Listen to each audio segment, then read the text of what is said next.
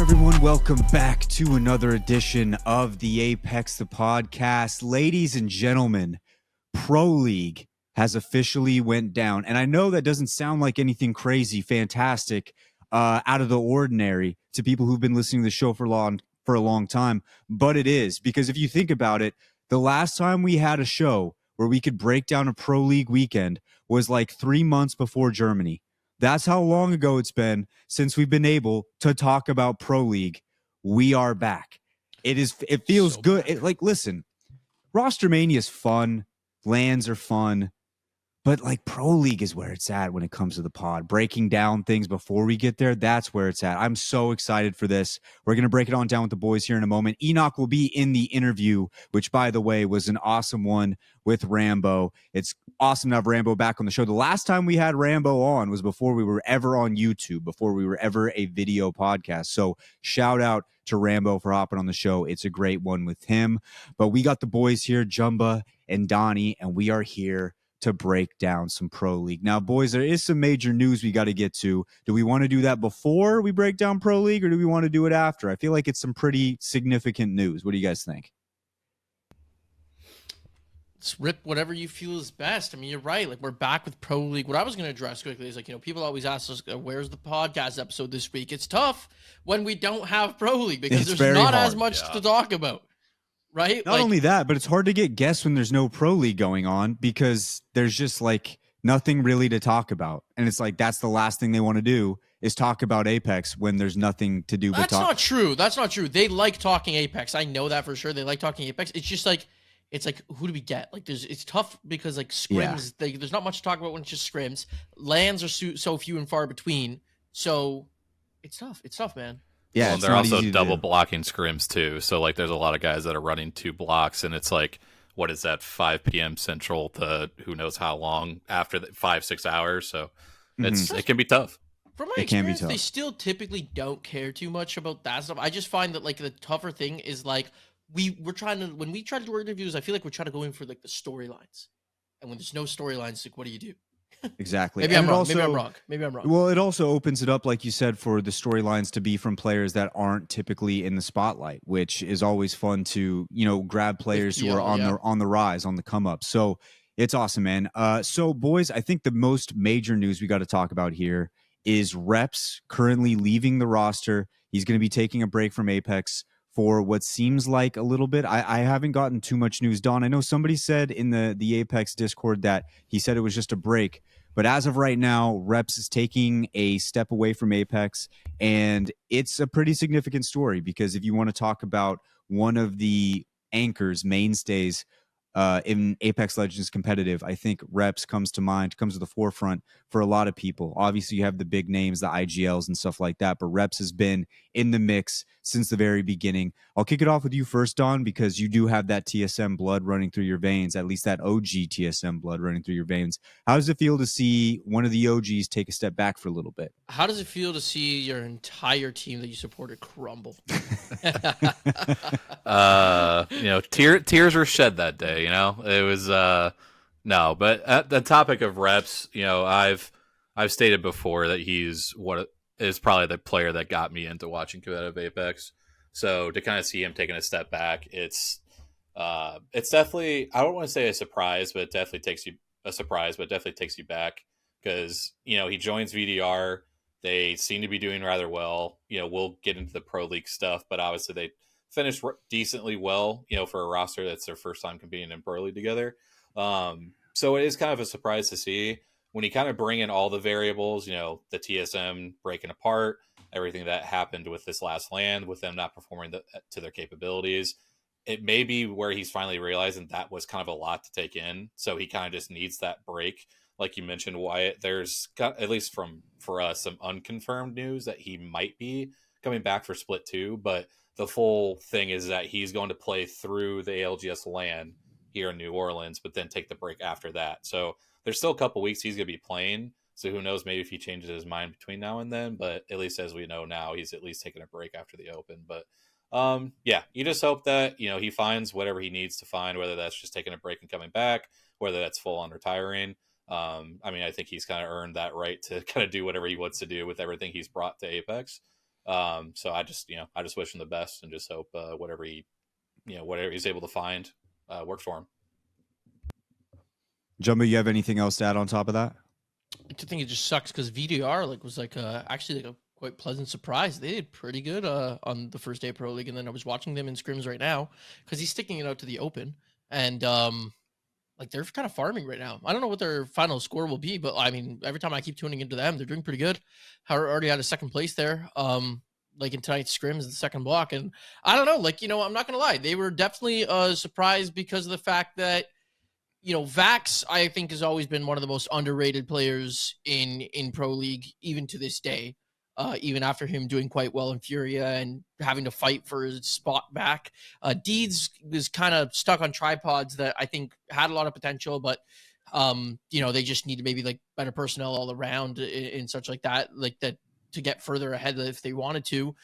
So I wasn't really sure what Deed's full capability was. And the reps had never IGL'd. He's always been in this quote unquote anchor role. He's always sat in the shadow of guys like Evan and Imperial Hal. And before that was Snipe. When you talked about TSM, everyone always talked about those other guys. So it's we always knew reps was good because you're not going to win lands that many he did and have those performances if he's not good. But how is it going to be once he broke away from that team and he had to kind of be the main guy? And they kind of showed up. They started doing good. I think they ended up finishing 8th overall, but they were top 5 for most of the day. So yeah, all in all, they really surprised me and impressed me. And to hear that so quick, he's taking a break, not knowing what the exact reason is. Yeah, it bums me out a little bit, but things happen. Yeah, the only other storyline I could think of up to this point was kind of an interesting one. We have Capreme leaving Complexity, and there was a heated argument kind of between Monsoon and Capreme, and then Funk was in there a little bit, and that one got pretty contentious to the point where, like I said, Capreme ends up leaving. I think the next day. So that was one that on the Reddit was going a little bit crazy. It's about a 5-6 minute video that you can go back and watch. I think it's on the competitive Apex Reddit right now. But from that perspective, Dawn, I just wanted to hear your thoughts on something like that, because it's one of those instances where that stuff like that goes on behind the scenes, but typically you don't hear it on, you don't typically see it in that form. You don't typically see it right there, and you hear rumblings about certain things taking place behind the scenes. This was kind of like a light flashing and just kind of showing you what the competitive scene is like. It's very dog eat dog. It's these people are competing for a lot of money, and they're trying to do their best, bring forward their best, and this type of stuff takes place. Yeah, it's tough, right? Because at the end of the day, obviously everybody that's competing in some sort of sport, whether that's competitive esports or sports in general, there's that competitive nature that everybody has, right? So you kind of already have these guys that, like you said, it's a dog eat dog kind of world. Everyone's trying to compete for their spot each and every day with the opportunities that they have. Because as we've seen, orgs coming in and out of Apex quite a bit. You got coaches and analysts changing quite a bit. You got players changing quite a bit. So every opportunity when you are with a team, you try to do your best to stick with it, because you just never know what tomorrow brings. I think it's unfortunate that all of this was on stream, because although for the viewing aspect, it's oh man, this drama, it's crazy. It gets Apex talked about a little bit more. But I think just from someone that has come from coaching sports, that's not really a conversation you kind of want public, just because it could definitely get very divisive of people choosing sides, who thinks that who's right. And the biggest thing I think that everyone needs to remember when they watch this video is that we aren't going to have the full context of their relationship. There could be a lot more things that have happened between that video and when they first started teaming together that have kind of built up to that moment. So hopefully people, unfortunately it's the internet, so they're definitely going to assume too much, but hopefully there can be some rational thinking eventually down the line that, some things are able to get figured out eventually. I know Jumbo's already shaking his head no, but no, it's, yeah, like I said, I just think for me, just coming from a coaching perspective, it's really unfortunate to see, because again, you saw how well they did at this last LAN. Although they were separating from Complexity, there is a team you see they pick up Funk. Oh, that might be the fragger that they need. Could really elevate this team to that next level. But then you see something like this happen, and it's oh, well, where did this come from? How did this happen? So it is really unfortunate to see, and it does suck to see Capreem to have to leave the team because it got so bad. So I just hope everybody's able to kind of figure out what needs to get figured out. At the end of the day, Capreem is hopefully able to find an opportunity somewhere else. In terms of who's right or who's wrong, I don't think that's for us to say. But at least in terms of, commenting on kind of what we see, I think it's just a really unfortunate situation at the end of the day. He's right. This isn't for us to say. What we do is we rip a stream. Capreem versus Monsoon. They debate. Then after, we have them just go hard. Half an hour each to make their point. Okay, Yeah. Full hour. Then we divide it between Reddit, Twitch chat, and Twitter votes for who won the debate. Whoever wins a best 2 out of 3 of those 3 votes, the other person, whoever loses, banished from the Apex community, has to delete all their socials. I don't want to fucking hear from ever again. Yeah, and then we clip all that, and then we post it for Instagram comments for a second chance opportunity. It's like a double elimination. Oh my god, double elimination bracket. Once we get that going, then we'll have our true champion. Instagram and then we'll story, know for sure. Instagram story. Really, the MVP of that is Kimchi not saying a single word the entire time. Kimchi did not say one word during that entire video. Not one. Yeah. What a legend. Everybody's just fighting at each other's necks, and Kimchi's just in the back, I'm chilling, man. I'm hanging out. I'm doing my thing. It's probably even smart from his end because, he's teamed with Mon for so long at this point, and I don't know who he agrees with, but I don't know if then after someone might think there's bias if he ends up agreeing with Mon. It's probably better for him to just stay out of it and let the rest of them take care of that. Well, it's also what's he going to be able to add to fix that situation at that point? Yelling. He should just yell. Because for anybody that ends up seeing it, there was not going to be any magic words that were to fix that situation, unfortunately. So no, I think you should have just screamed in the background. Yeah, like that one Modern Warfare 2 clip where they go back into the lobby and there's just that kid just screaming in the background. Yeah. Or, I know exactly or Steve Carell from Anchorman, just loud noises. Just just in the background. Yeah. Or after they pause for a second, he just says I agree, but doesn't specify who he agrees with. Yeah. He just says the words I agree, and then he just lets it die there. And then they're like, oh, he was on my side. Both of them can think that, and then they both win. And that's really all that matters at the end of the day is just the winning part. That was a joke. Anyway, so that was really about it as far as the news goes. Well, there's one more big thing. Well, I was just going to jump in. I was just ripping a ton of bits with that whole conversation. I was going to jump in real quickly, more serious note. And I was just going to also, I guess, agree onto the point that I think Donnie was talking about, where it's I don't know if that just came out of left field. You got to wonder if there's stuff going on behind the scenes there with complexity that this maybe finally boiled over. Maybe I'm sounding like I'm taking Mon's side right away, but I feel like that doesn't just come out of left field.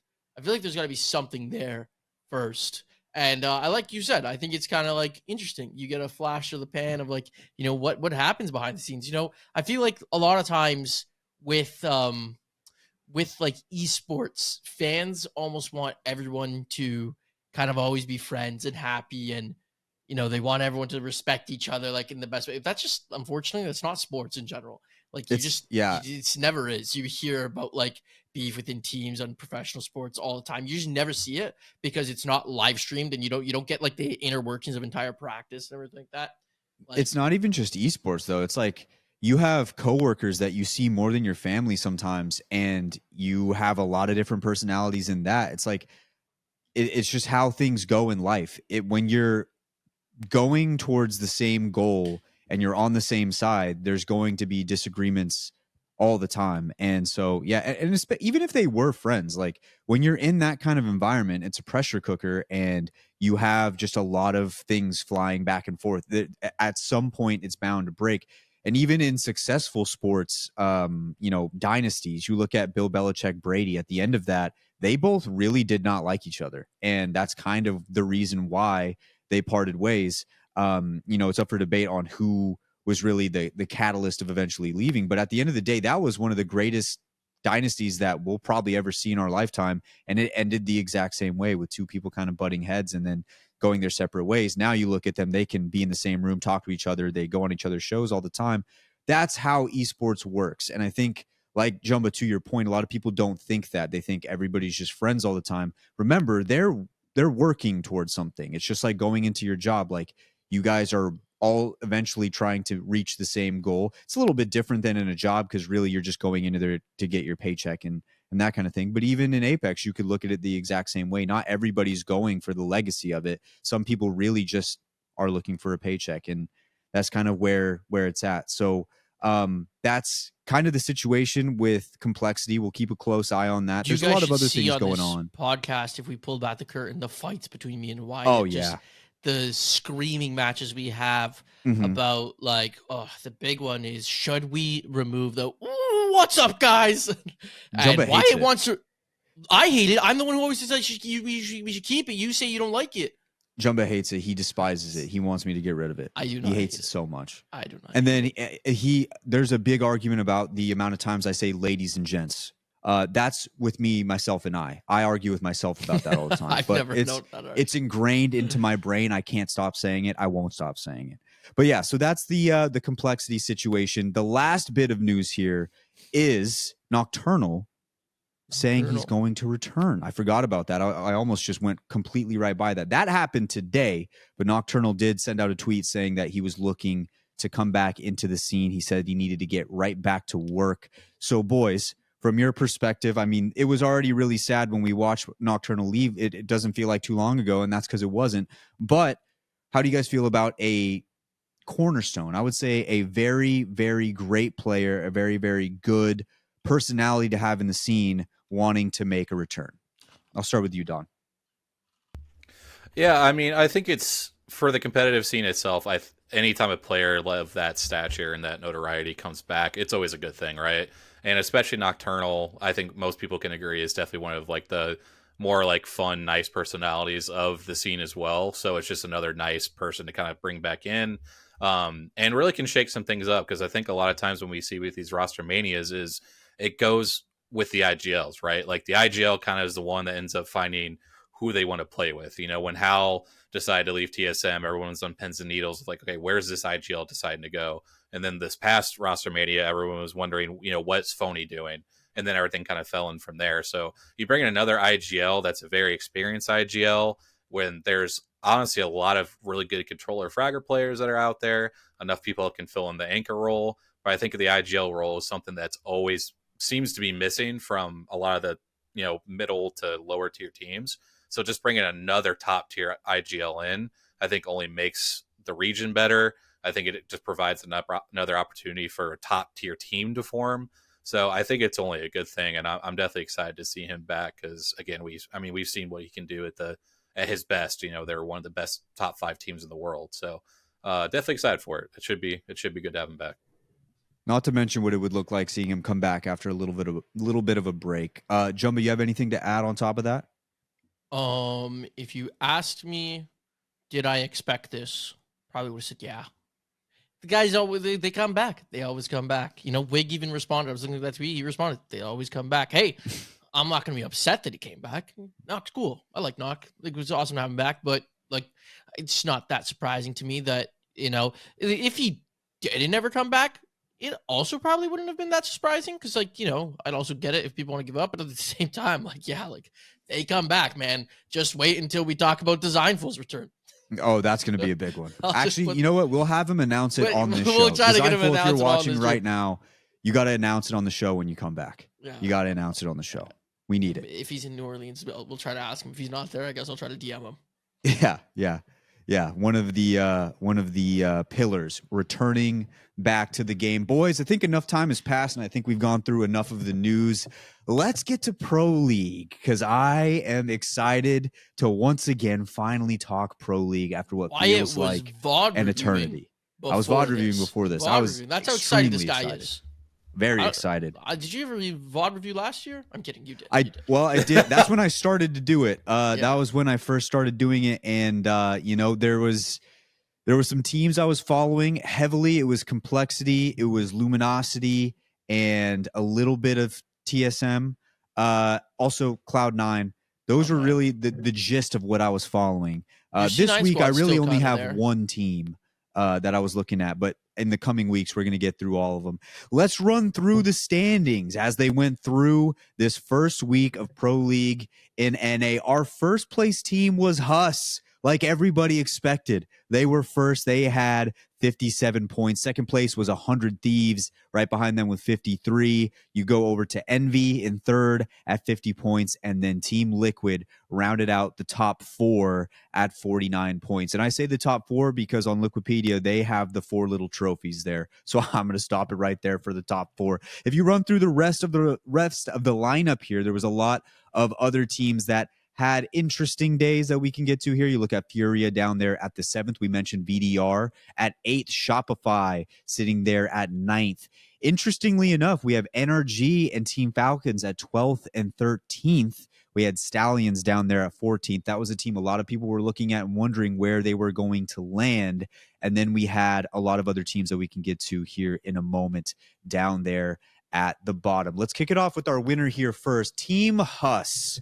Team Huss has it's been an interesting journey specifically for Gent, I think, in my opinion, because we had talked about Gent a lot throughout this entire journey of him being on tripods. If you remember, if you're a historian of the Apex the podcast, Gent was our second ever interview. He was our second ever show. And at that time, obviously, I think G2 was still going strong. But then shortly after, it was no more. Then Gent goes obviously to tripods, and the question was raised like, Gent is an incredible player. He's done some great things. If he were to ever get away from the tripods, where would he go? Where would he land? And how successful would he be? I don't want to jump the gun too much because it is just 1 week of Pro League, but Team Huss gets that first place. And the thing that I've been wondering about for a long time has come to fruition. I think Gent is a rock star, and it was nice to see him get that first. Jumba, I'm going to throw it on down to you first about Team Huss. I know we got to sit in there and watch it together, and they're not on Huss at all times. But from what you saw and what they were able to do in this week, how'd you feel about Team Huss? Dude, love having Dupe and Skittles back on top. Skittles had taken like a whole year off pretty much because I think it was like back issues, like back surgery or something like that. So he wasn't able to compete. Comes back first day, gets first. Especially because even the last time before the back surgery, I believe they like Dupe and Skittles had like missed land with Optic, and I don't remember if they like then Dupe had gone back with Lou by competing through LCQ and such like that, but you know they just weren't that Optic from year 2 that we remember that were like the best team in the world. So you know, especially with legend bands, I think that they're a team that could be really interesting to watch. And the reason I mentioned the legend bands is because I feel like they were pretty versatile in their play. I guess like they really were focused on like that Gibby Cossack comp that they used to play, but yeah, I feel like they're a team that could be pretty flexible. They're insane mechanical players. I don't know if anyone really knows this, but Skittles was like one of the best players like in Xbox. And then after he switched from Xbox to PC, started playing MNK, and then started getting accused of being a cheater because he was that fucking good by pro players, mind you. And then after the pro players rescinded that, once he got to land in Sweden, that's how good this guy was, and he was a controller player to start. So yeah, the fact that we finally got them back, and the fact that they come out swinging, get first place, they'll be a team I focus really closely on the rest of the split. Don? Yeah, I mean, I think it was impressive, right? Because you got 3 guys that are all kind of coming back after taking, either split off or missing a LAN or, whatever the case is. And obviously Dupe had his, he was grinding for number 1 Pred there for one of the splits. So it definitely seemed like it was a team that if you took it based off completely off of the past, you would think, oh, this is an extremely capable team. They've all had success. You wouldn't be surprised if they finished where they're at, because obviously we've seen, the Optic teams that Skittle was on being so close to winning. Gent obviously being really good with G2, and also Dupe when it was back with like the ESA roster, and it was like first Dupe, Skittles, and Verholst. Again, they've all had a ton of success in the past, but recently it's like, okay, what's this form going to be since all these guys are kind of coming together and make this work? Well, they answer that pretty quickly, get in the first place. And to me, for people that maybe weren't watching all the time, it might be a bit of a surprise. For me, at least I know scrims isn't everything, but basing off of how they practiced, they made a lot of final circles. Their communication seemed to be really, really good. I know they played a ton of rank together kind of leading up to all this. So I think they definitely developed a lot of really good chemistry together. And just kind of the way they overall just played during these practices at these scrims, it was like, oh, they might have something here. And to kind of see them, bring it again that first week, see them play as well as they did.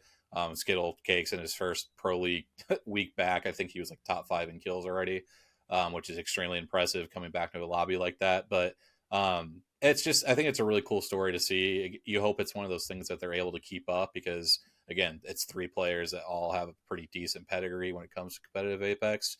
But yeah, I think to most people though, it's definitely going to be a surprise, but hopefully one that continues to be a cool story to tell, because I think all 3 of these players have gone through quite a bit, kind of gone through those lulls of, are we as good as we think we can be? And for them to kind of come together and make a team that is very formidable, I think it's a really cool thing to see.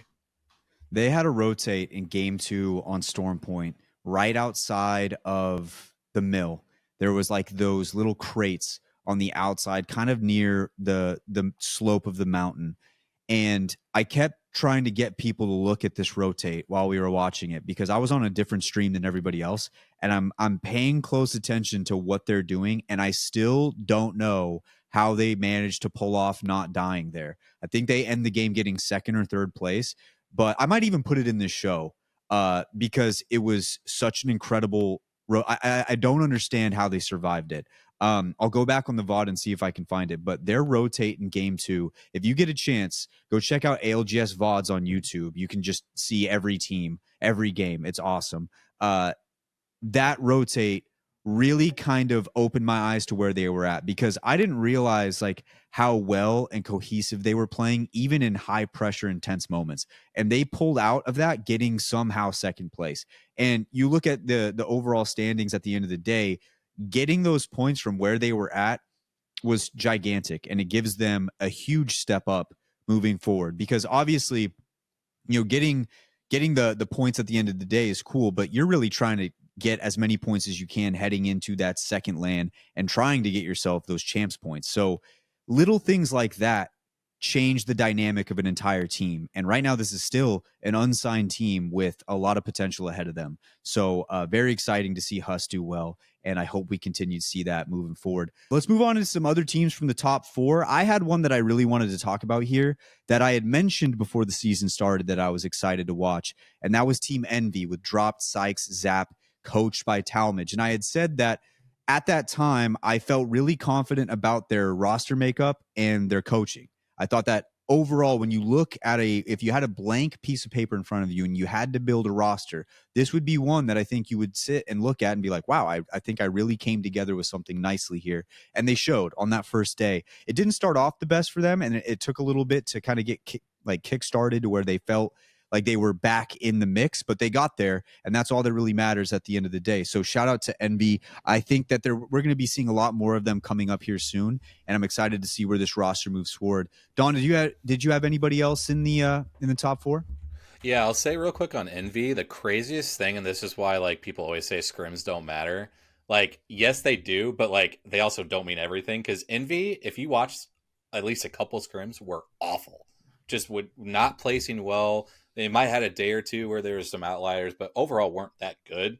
And then they come out, their first couple of games, I think they went out like 19th and 18th to start with, but then absolutely come out flying towards in the second half of the week. And shout out to Zap for being, I believe it was kill leader with 19 kills, 19 which kills. is, I mean, I think everybody knew his fragging potential, but now that he's got dropped, solely basically IGLing with Zap kind of bringing his input, but mainly focused on fragging, we could see that fragging potential that I think everybody knew that Zap had really unleashed now that like that is his main thing instead of kind of having to IGL and frag. So it'll be interesting to see with them. Well, Zap was like the fragger for E8 with Zach. And like absolutely balled out. Let me see if I could quickly find that Pro League stats, because I'm curious where he finished off. Zap finished 9th overall, 66 kills, with an average of 9.43 kills per day, which is pretty good. So like top 10. And I'm pretty sure that was his first split of Pro League. I would be able to find it out pretty quick, but yeah, we saw him do it then. He's back to where I think like he fits better Yeah. Yeah, that was his first split of Pro League. So, like, yeah, I think that he fits better as that frag role. Like, you know, the fact that he jumped into that IGL role for TSM always was a shock. And he Yeah. did, I think, perform better than everyone expected. But he's where he belongs with a guy with a drop. Not saying that he can't IGL, like you said.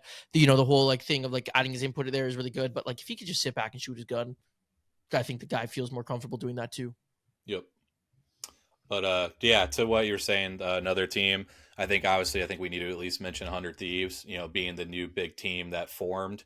I think basically performed how we think they would. I think there's definitely still more in the tank. I definitely think there's more that they will figure out as they play more together. But I think we saw it. You know, we've got 3 of the better players in the region, 3 of the better players in the world. And if they're just able to kind of figure out their comms and their chemistry, they're good enough to win any lobby or win any region or whatever that goal is. So they come up second in this first week. Again, I think a lot of it's credit to how consistent Huss was, how well they played. Otherwise, 100 Thieves might have ended up winning. But I mean, it's a very solid performance for their first time playing together in an actual pro league setting. And again, I don't think it's too big of a surprise that they ended up in the top 2 or 3 here. But yeah, I can't wait to see what their actual true form is going to be once they play more together, because there's definitely a lot of early promising signs. Yeah, it was almost like the way they were playing was there was a little bit of that weird kind of trying to meld together and mesh a little bit. It seemed like at first, and then they kind of really settled in as the day went along. So I think that's a lot of people's favorite moving forward is 100 Thieves. Yeah, and I wanted to say real quick too is that a big thing that people need to continue to watch is that I think traditionally a lot of people would recognize that Phony really did focus on zones as an IGL and wasn't necessarily the first person frontline fragging, which now with having the Ashes, the race, being a little bit more into the meta and being played a lot earlier in games, it kind of requires IGLs to play that character a lot. There's some teams that can kind of get away with it based on how they play, but traditionally that's who you're going to want, because they can not only scout from their position, but they can also, say we're going to push this fight, we're going to do this, we're going to do that, just because they're always frontlining, right? So seeing his evolution of being able to frag, we saw it a little bit with how he did at Champs and how many kills and how well he did there. But I think we're really going to see Phony come into a complete IGL, because I think a lot of people questioned that part of his game, which was the only thing really holding him back for some people calling him world class. I think if he continues to develop and continues the trajectory that he has, we could see an even better version of Phony moving forward, and that's only going to bode well for 100 Thieves as well. Now, there was a lot of teams that did well, but there was a lot of teams that did not. And most notably, we look over at Team Falcon sitting at 13th, only 31 points on the day. Jumbo, you had a lot of time to go over and comb through the Falcons gameplay and kind of figure out what was going wrong for them. But it just seemed like there was a lot of different things that they couldn't harness coming into this first Pro League day. So what did you see from Team Falcons? So the funny thing is like I had put like a post on YouTube, the community post, where I had like I basically just threw out the standings, asked people what their thoughts were, gauge some interest. And funny enough, I threw at the end there, I'm like, how many of you are going to tell me Falcons suck now after one day? Because their last performance before this day, they came 3rd at Japan. So I don't think that Falcons are like should be anything anyone are worried about for any matter. But I think that the only thing that was really confusing me, and I'm about to eat my words too on top of this, but like was like their compositions. Like it's really weird what they're doing right now. So this was after Pro League, like in scrims, but on the day they had Hal playing Newcastle like he did out in Japan. But now they've like after scrims, they're like trying Hal not on the Newcastle and putting Walty on the Newcastle, and then they'll do this weird thing where it's like one game Walty will play Fuse, but then the next game Hal plays Fuse, and then or like one game Walty will play. This happened on Sunday. One day Walty will play Crypto. And then the next game, they're switching to Zero playing Crypto. So I don't know. There's bouncing around, and I feel like they're playing comps that like I don't really fits their play style. I think Crypto's not good for them. I said I was going to eat my words because today they just absolutely balled out in scrims and got first and everything like that. And like they were doing great as soon as Waltzy was on crypto, and Zero looks amazing when he's ripping altar. So it could be just maybe like needing some time to get comfortable in the characters. I don't know. I had a lot of different things I was going to say until I saw they got first. And like we talk about all the time, first place in scrims doesn't really mean much. Then on the actual day, 13th is definitely not where they want to be. Do I think that they will be able to not figure it out? No, I think they will. I just want them to kind of like narrow it down and honestly, like maybe move away from some of these more defensive characters I see them starting the day off with. Like if they might not be need to be the team that's forcing Newcastle. Interesting conversation. We were in a bus. I don't know if I talked about this. We were in a bus on the way back from the venue one day in Japan, and I can't remember what Jay asked Hal, but Hal basically said that he felt as confident and as good as he was on Newcastle at that moment as he was on Horizon. I don't know how crazy that is to maybe other people, because Hal was like the GOAT when it came to playing Horizon, like in the game, right? So, but he's saying that that's how confident he was in his Newcastle play. And I mean, like they played good. And like, you know, like if you want to like make sure that you go into like that land, the biggest land of the year, like you might want to like even like pump yourself up and be like, yeah, of course I'm like that good still, right? So who knows, like if it's like maybe like if it's, he truly like had that conviction to like know that he had that confidence going into like the next days. The reason I bring that up is because Jay and I were talking about this, where it's like I wonder if he was able to feel that confident, because on Newcastle, when he was having troubles to when he started feeling good is when the Gibby came into play, and he was able to be a more aggressive and be like a frontliner with Newcastle essentially. But as soon as like they're removing that Gibby and they're playing a comp like a crypto, I'm trying to think of exactly something they would have played. They're running something like Newcastle, crypto, and or no, maybe like it was Newcastle Ash and then like someone else in there, right? But basically where Newcastle's your anchor, I think that's where like it starts to fault and hurt Hal, and could be why like they're trying out Waltzy on the Newcastle now instead. But yeah, I think just unleash Waltzy and fucking Hal, put them on characters they can fight on, and that team will go crazy. That mountain right outside of the mill. I mean, back-to-back games, they're trying to climb that mountain, and they run basically into the same problem both times. It was just, I have no analysis on that. I just thought it was funny. It was just like, that mountain is a death trap. It's just, it's one of those like zones God where Rock. You're talking about God Rock, it's like, which is interesting because of the fact that like, well, actually, I guess were they landing mill, because they did have first POI draft. Like that's the one thing that like really does suck. They took Heights Trident. They didn't even take God Rock, so they couldn't. They probably got there last, honestly, or one. Yeah, because then Northpad was taken too. That's interesting because like yeah, usually like when you know they had mill as their POI, like Dark Zero days, like they owned that God Rock. They'd sit there all game. Yeah, it was just funny to watch. It was just like back-to-back game. I think one of you said it out loud when we were watching, like, are they going to go to the same spot? And they did, and it just cost them. It just cost them all over again. I know I rambled a bunch there just to basically say that, like, I think they'll figure it out. I want to see them unleash Hal and Waltzy. That's what I want. As simple as that. And that it is maybe a bit troubling that that was their day where they got first overall pick. So now they don't have that in their repertoire, right? Like they had their first pick when they took Heights too. I'm surprised they didn't go for a Storm Point pick first, but nonetheless, yeah, we'll have to see what's going forward when they get some of those mid picks now. Yeah, Now, and I was gonna say real quick too. I think the comparison too, because like obviously another one of the god tier or the top teams in the region is Shopify, right? And we talk about like wanting to play aggressive. You know, you're one of the best fighting teams in the world. You know, I think the comp should represent that. Shopify was running no Newcastle. They had Crypto Fuse Ash game 1. They were running Fuse Crypto Bang game 2. So you really, which I would say, no, Empty definitely fits the crypto just like a little bit more, just because like that kind of tends to his play style. Whereas Zero really loves to like front line and still frag at the same time at times. So it'll be really interesting to see if Falcons do swing to more of like an aggressive comp and eventually drop the Newcastle, drop the Rampart, maybe at some point.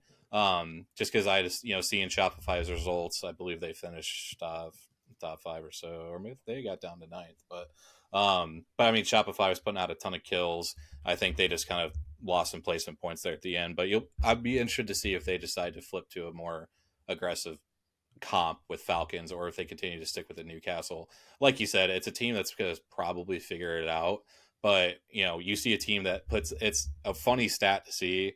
They put up the most damage of anybody in that first week, but they also took the most damage by like 3,000. And they had a negative plus minus damage, which may not mean anything at the end of the day, but like it's a really interesting stat to see if that trend continues and where they continue to place. Are they able to overcome that where they take in more damage than they take and they give out, or if they can find a way to maybe flip the script to where they're giving out a little bit more damage than they're taking in, because I just don't see having a negative plus minus really working for positive results, but we'll see what they end up deciding to do. Again, you'd be shocked if they don't figure it out at some point. Yeah, plus minus the most important stat in the NHL currently in this state. I wanted to follow up on Jumba's point with one of the opposite, where Jumba was saying he would like to see a little bit more aggressiveness out of the composition picks for Falcons. I spent my entire afternoon watching NRG today, and I think they would benefit from quite literally the opposite. Watching through, one thing we know for sure is Timmy wants IGL. He wants IGL. That's that. There's no reason on even entertaining anything else because that's what he wants to do. So if we're stuck with that and we know that's the outcome, Timmy wants to IGL. One thing I think that could really benefit this team is having a Cat or a Newcastle in the earlier portions of the game. Now, I don't want to overreact too much to just 1 week, but when I was watching it, it seemed like they were trying to get into certain spots that if they had either of those two legends would have really ended up helping them out. And so, especially with Timmy, he hasn't been in IGL for a very long time, right? He still has a lot to learn. There's still those, things that experience teaches you over time. He hasn't had as much experience as some of the other IGLs in the league currently. I think having those defensive legends earlier will help them gain a little bit more of those points moving forward. And it sounds weird because you've got Yanya and you've got Guild, like two people who can shoot, and you know that they can shoot. It's almost like buying a Ferrari and then just parking it in the garage forever, because you know those guys can get you damage and get you kills. But I do think overall it will help them out throughout the next coming weeks of Pro League, because I just felt like with the Crypto Fuse, and I don't know how you guys feel about that overall. I mean, Crypto seems to be getting played by a lot of teams. Same with Fuse. I don't know if I really vibe with the Fuse. Crypto, I think, makes sense. That's awesome, totally. But I feel like the Fuse thing, I don't know. I guess you can really hem people into a spot if they're stuck there, but you also have to get that advantage first. And they just weren't getting that advantage on a lot of those situations. They end up getting 12th place, so it's not the worst thing in the world. But I just felt like Energy really could have had a much better day had they started using defensive legends there. I think in the final 2 games or the final game, they go away from the Crypto Fuse, but I think Fuse was banned, right, Donnie? Or was it Crypto? You're talking about Pro League, or you talking about Pro League? Yeah, Crypto ended up being one of the last bans. Yeah, so I don't know. I was watching NRG. I feel like they're this is just 1 week, and I think they can still bounce back. They have a ton of talent on this team.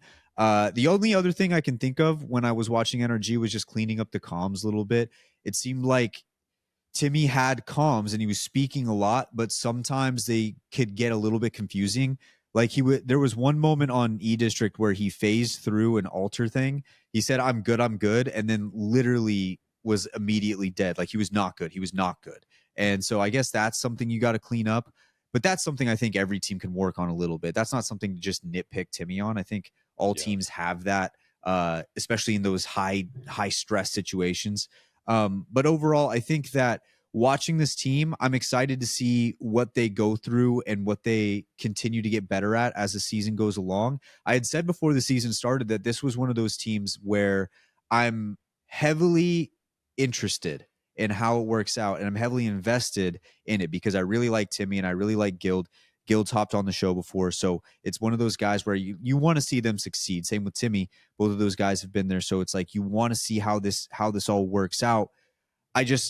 Right now, this first week obviously wasn't what they wanted it to be, and I think they could really benefit from using a little bit more defensive-minded legends, at least in the first couple games. And then maybe if they start to catch a vibe, so to speak, they can hop back on the crypto Fuse and see if they can gain and rack up some of that RP. I think KP, sorry. I think KP is really what helped them this week, was just being able to get some of those kills, because their placement wasn't necessarily the best. If I look through here, I don't even think they cracked, like, they didn't have a very good placement on this day.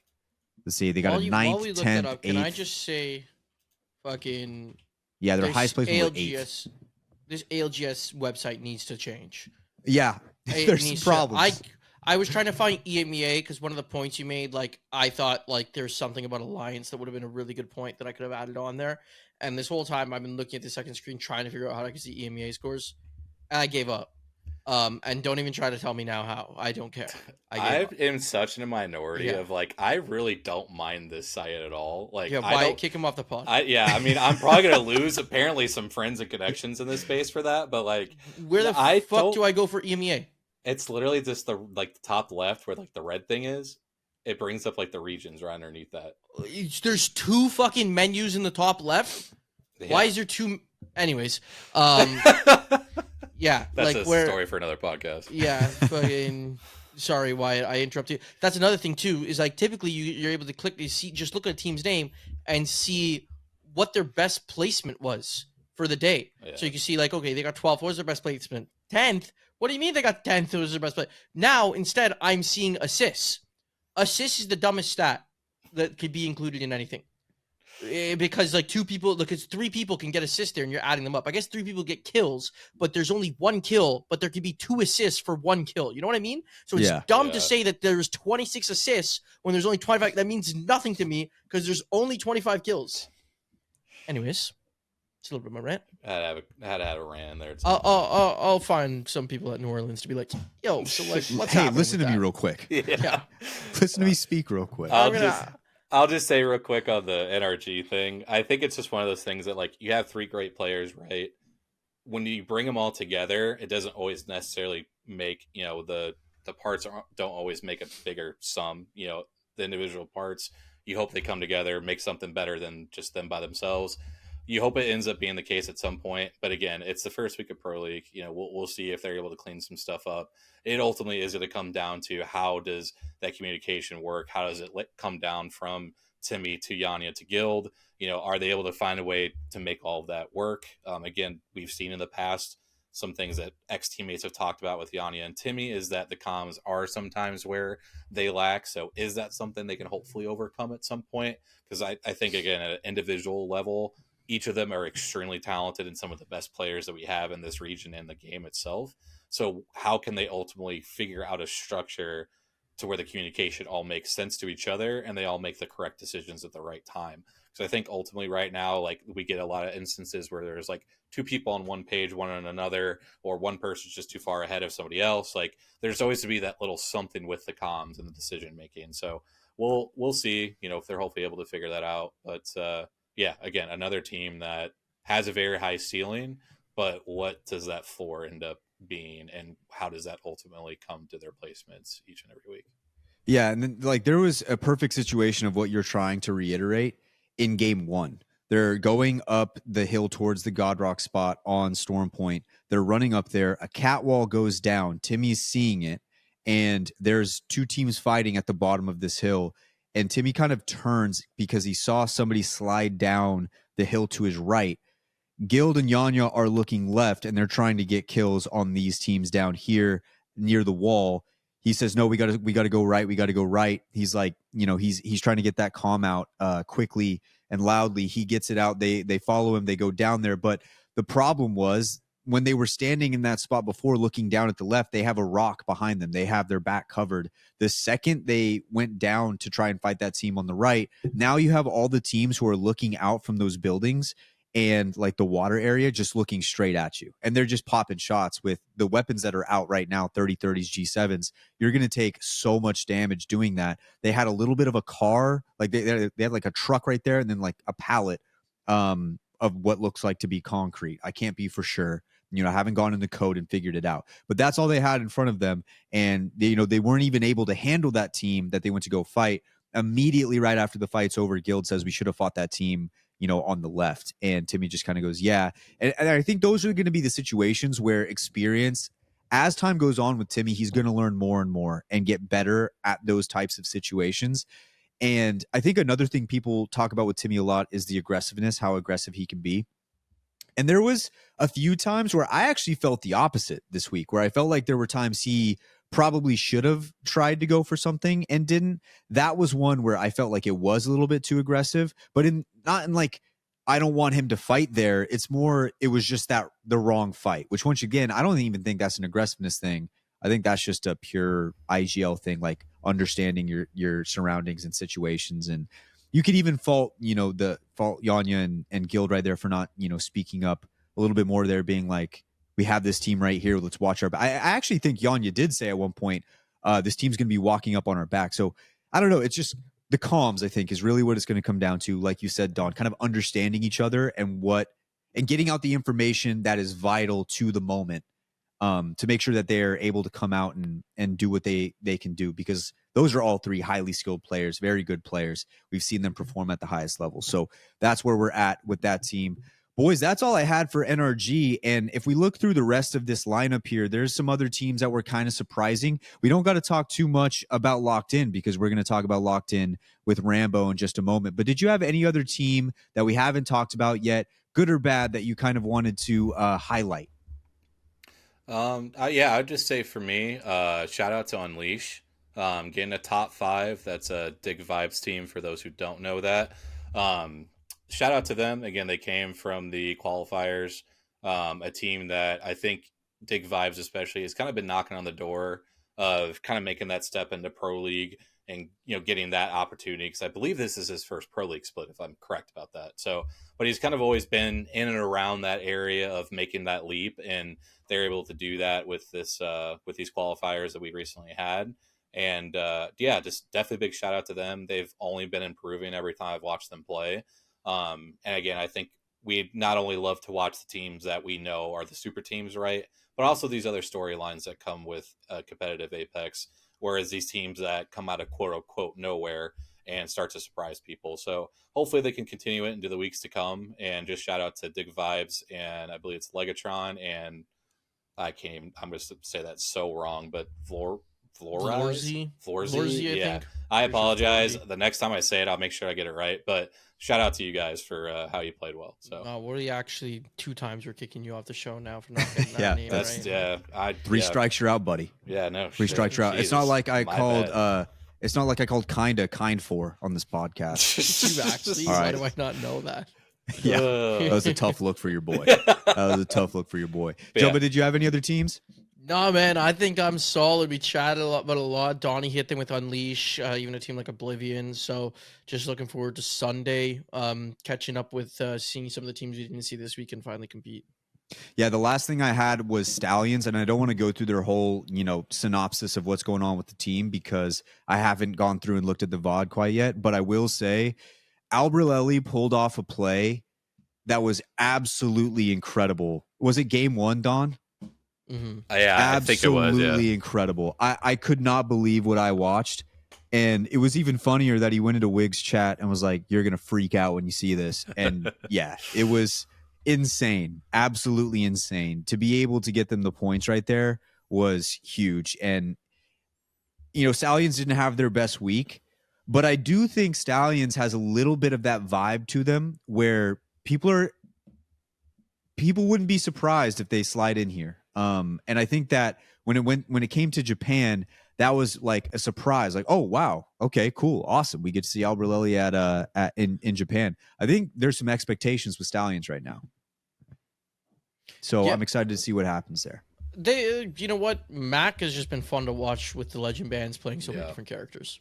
Yeah, it's been great. It fits his system. I think even Wig said that. He was like, this fits so much better than, what we've had in the past. And I have to agree. I guess the final thing we can say is the Legend Band system. This was our first week kind of experience it at like a high stage here. I loved it. I enjoyed the hell out of it. It was great to see. Like I said, before, we're probably going to see a similar pattern most weeks. Ash is probably going to go first almost every single week, but not true. Scrim, she hasn't been going first this week. I don't know. Really? We'll see in thing, but today she made it to game 3 in scrims. Yep. Who went first? Cat. Cat. Cat's been going first a lot. I think Newcastle went second. Newcastle was second. which is Wow. So crazy. it went Yeah, Newcastle Ash? Hmm. yeah. Interesting. Interesting. Well, I mean, this is what the system is there for, and I You think look this like is you what's picked going up to be your so. phone like Elliot Friedman. You're like, oh my god. Well, no, I wanted to pick up because so what I do when I need to remember information is I just text my fiance it, and she just doesn't have to respond because she knows I'm trying to remember something. So these were the bands for this week of Pro League. It went Ash game 1, Catalyst game 2, Wraith game 3, Alter game 4, and Crypto game 5. So that's where it was this week. Let's see if it changes next week. And it seems like just based on scrims, that's where we're going to go. So super interesting stuff there. Ladies and gents, I think we've said enough. I think it's time to throw it on down to Rambeau from Team Locked In. He talks just Bonanners. about everything. We got Bonanners on the show. We haven't had him on, like I said earlier, since before we were even on video. It was nice to see him in there, his long, luscious blonde locks being on the camera. You're going to enjoy it. It's going to be great. We talk about Panic. We talk about Hambino. We talk about the whole squad and their expectations moving forward as Locked In. Ladies and gents, let's hit a quick ad and send it on down to Rambeau. All right, ladies and gentlemen, we welcome back a very special guest. It's been a long time since we've had him on. I just looked at the date, November 17th, 2022. We bring on Rambeau. And at the time he was playing for the Guard, he is currently playing for Locked In. That's how long this has been, because the Guard feels like forever ago, feels like centuries ago. But Rambeau, how are you doing, my man? Welcome back. Man, it's good to be back. I'm doing great. Yeah, it has been a while. I think I've been on 3 or 4 separate teams since the last time we talked, so it is definitely been a while, but glad to be back. Thanks for having me on, boys. No, it's always our pleasure. It's always great, and it's been great to see you kind of getting back into the zone with this team Locked In. To be honest with you, man, watching from at least the NA side, you guys are one of my favorite teams to watch, because obviously you guys are still unsigned right now, but I feel like you guys have a lot to prove out there, and you've got some up and comers, some players that we've seen in the past. You guys have everything with this team going through right now. How are you feeling with Team Locked In? How are you guys feeling going in? And you just completed your first week of Pro League. Where do you guys stand right now as a squad? Yeah, I feel really confident about us right now. I think Panic is the next big one up. I think he's like the truth, the real deal. I should probably start telling people he's bad so he doesn't get poached. But no, but in all seriousness, yeah, man, he's like a young goat. He's uh probably like the next Zainu, next Koiful in my opinion. And then Hanbino's, been a really underrated player, his career, and he's a big brain. He makes really good calls. He's a great IGL. And then myself, I bring a lot of experience to the table. So it's been a lot of fun to play with those guys. It's we get along really well, and I've always been kind of like a vibes guy. I kind of play, my best when, the team gets along well and the team is, friends at the end of the day. So yeah, we just played our first Pro League day, got 10th. It's not what we wanted. It's not the worst. It's not a doomer day. It didn't really set us back too much. So but yeah, we've only been a team, for 2.5 months. So I think we're only gonna get better, man. Sky's the limit. So with Panic, you didn't want me to specifically ask about the fact that in PSQs he was averaging 26 kills per round, which was like including in finals, which was like a crazy stat when I had heard it. Like, what the Yeah. fuck? Yeah, he's actually the PSQ raid boss. He was the PSQ raid boss. He did not want to. Yeah. He It did seems not like want to. Yeah, he did not want to walk in front of that guy. Yeah, Yeah. I'm speaking of him. Was he the one who had the rat play in that late game to get you guys second place? Yeah. This past weekend. Yeah. That Yeah. was Yeah. it. Yeah, that Yeah. was him. Yeah. Insane. Absolutely insane. I don't know how he, just watching that entire situation unfold, I don't know how he was able to get the second place, but the fact that you guys were able to sneak those points in, huge. And I think that just shows part of his skill and his game sense, even at such a young age. Like, he's just able to do and pull off these incredible plays. Oh yeah, man. I mean, some of the plays, like I'm lucky enough to see him every day, and some of the stuff he does, I'm just, in awe. It's really incredible, and this is like his first time in Pro League too, so he's really young in the scene, and doesn't have all the experience right now. So each week I truly believe he's going to get better and better, which is scary for the rest of the lobby, but good for us. For sure. And so, how, like, you guys have been a team for like 2.5 months. How did you guys really come together? Because you have like Ambino, Panic, which is just like Panic's Panic, and then yourself. How did this squad form? Yeah, it's kind of I played BLGS with 100T, and then Hambino played with another team instead of Panic. We were all kind of on different teams the last the last time we played or competed. And I knew Hambino was LFT in January. I think it was January, or I saw that he was, and then I was too. And then so we kind of formed as a duo, because me and Hambino have the same philosophy, like play zone, kind of fast rotate, stuff like that. So naturally, like we kind of agreed to do that. And then we were trialing like thirds for a little bit, and then I told Bino, I was like, I really think Panic's like the next one up. I think he's insane, and I think we should give him a chance. And yeah, we agreed on that, and then yeah, man, that was pretty much that. No crazy story, I guess. Just kind of formed through some trials and stuff like that. Nice. Yeah, because I know that Panic has not. I mean, Panic's had somewhat of what could be described as a troubled past throughout the Apex scene, especially with his notorious baiting of wall hacks. Which, like, as someone, because like I remember there was a time period where like I legitimately, like, I was like, I'm not playing rank with Panic, just because it was too sus of everything that was going on.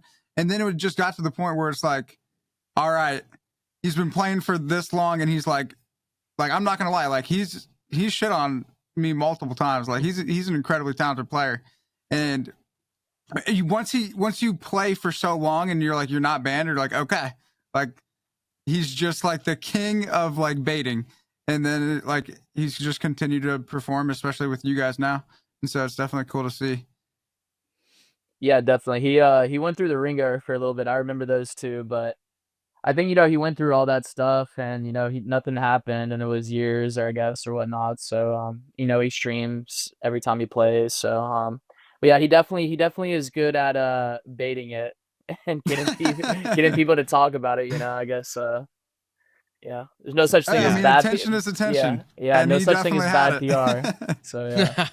Yeah, there's actually we've actually talked about Panic before, and I brought his Twitter account up a long time ago before I ever knew that he was going to play pro or anything, because I thought he was hilarious. Like the way that he was baiting people on Twitter made me laugh so hard, and it was like he knew what he was doing every single time. And I was just like, this is my favorite Twitter account to follow. Like I every single time he tweets, he's pissing people off. It's like it's the funniest thing in the world. And then all of a sudden I'm watching, Locked In play. I'm like, Panic, is that the Twitter account kid? Like, is that kid? And it was. So it's crazy to see how it comes full circle in the scene. We've talked a lot about Panic though. I kind of want to talk about Hambino as well. Now, Hambino, and like he was in Pro League last year, or sorry, last split. And, he's kind of tried to work his way through at this point. Where do you stand with Hambino? And I believe he's IGLing currently right now. What kind of IGL style does he have, and how does he complement your style of play? Yeah, that's what I think normally kind of brought us together, is we have the same philosophy on how to play the game. We kind of land at like a center-ish POI, and we fast rotate and hit console and go right to zone. So that's kind of his style of IGLing, which is something I've been familiar with in the past with RKN. That's kind of the same style we had, and that's basically what I'd play my whole career, even with dating back to Cubski. I don't know if you remember that, like in the early 2020 days, but yeah, so that kind of brought us together, and that's kind of his style, which is I'm a fan of it. And yeah, he's really good. His zone knowledge is top tier. He can read a ring 1, a ring 2 zone, and pretty much know the general vicinity of where it's going to end. So it's really cool to see. He sets us up in great spots, and kind of lets Panic do his own thing, and lets me roam around a little bit, let me anchor. And yeah, he's just over the last 2.5 months that I've played with him, I think he's gotten a lot better and a lot more comfortable IGLing, and yeah, I'm excited to see him continue to grow. Yeah, like this past weekend, you guys had a second place finish in game, I think 3, and then the game 6, you guys had like a 4th or a 5th there. And both times you guys were sitting in like pretty good spots early on. I think what was interesting also watching your team is a lot of teams right now with the legend ban system, and I wanted to get your opinion on that like in a sec here as I talk about this, is like there's a lot of teams that seem like you can tell like each player has an identity, and other ones where it's like you see a lot going on with like how they're swapping out. But what I mean by that is like you're kind of taking those anchor characters, Watson, Caustic, and so on. Ham's playing like Bang, Crypto, and such, and then you got Panic on those characters that are running around just as like some of the boys was talking before when we were just chatting about this, was like they call them the in characters, your Ash, your Wraith, your Ballistic, right? So like it was yeah, it was pretty cool to see that you guys had that identity, but it also too in the way that, like you mentioned, Hambino was giving like Panic the chance to like go out and just do like crazy shit, like that game where you guys came second, like Panic's just porting on teams and such like that, while Hambino's ulting them with Crypto. And so I don't know, it was pretty cool to see that you guys had like that set identity, which I think is really important with the legend ban system going forward to help people perform more consistent when things are changing up so much. What have you thought about that now with like this new system after your first official Pro League day playing with it? Yeah, I was a big fan of it, because I do think like ALGS is getting like a little stale. They needed to change some things up. So I was a fan initially when they introduced the legend band system, and it kind of worked in my favor too because I played I mean like every legend in the book except for like Pathfinder, and like some movement characters, I guess, because I'm not a very known for being a movement player. But You yeah, I played was Valk when you were subbing in at Champs, weren't you? yeah, Didn't you yeah, play Valk? yeah. I played Valk. Valk is about as much movement as I get to, but If yeah, you know yeah. about the bow bang rank sessions, you know. Yeah, those we do have the bang bow.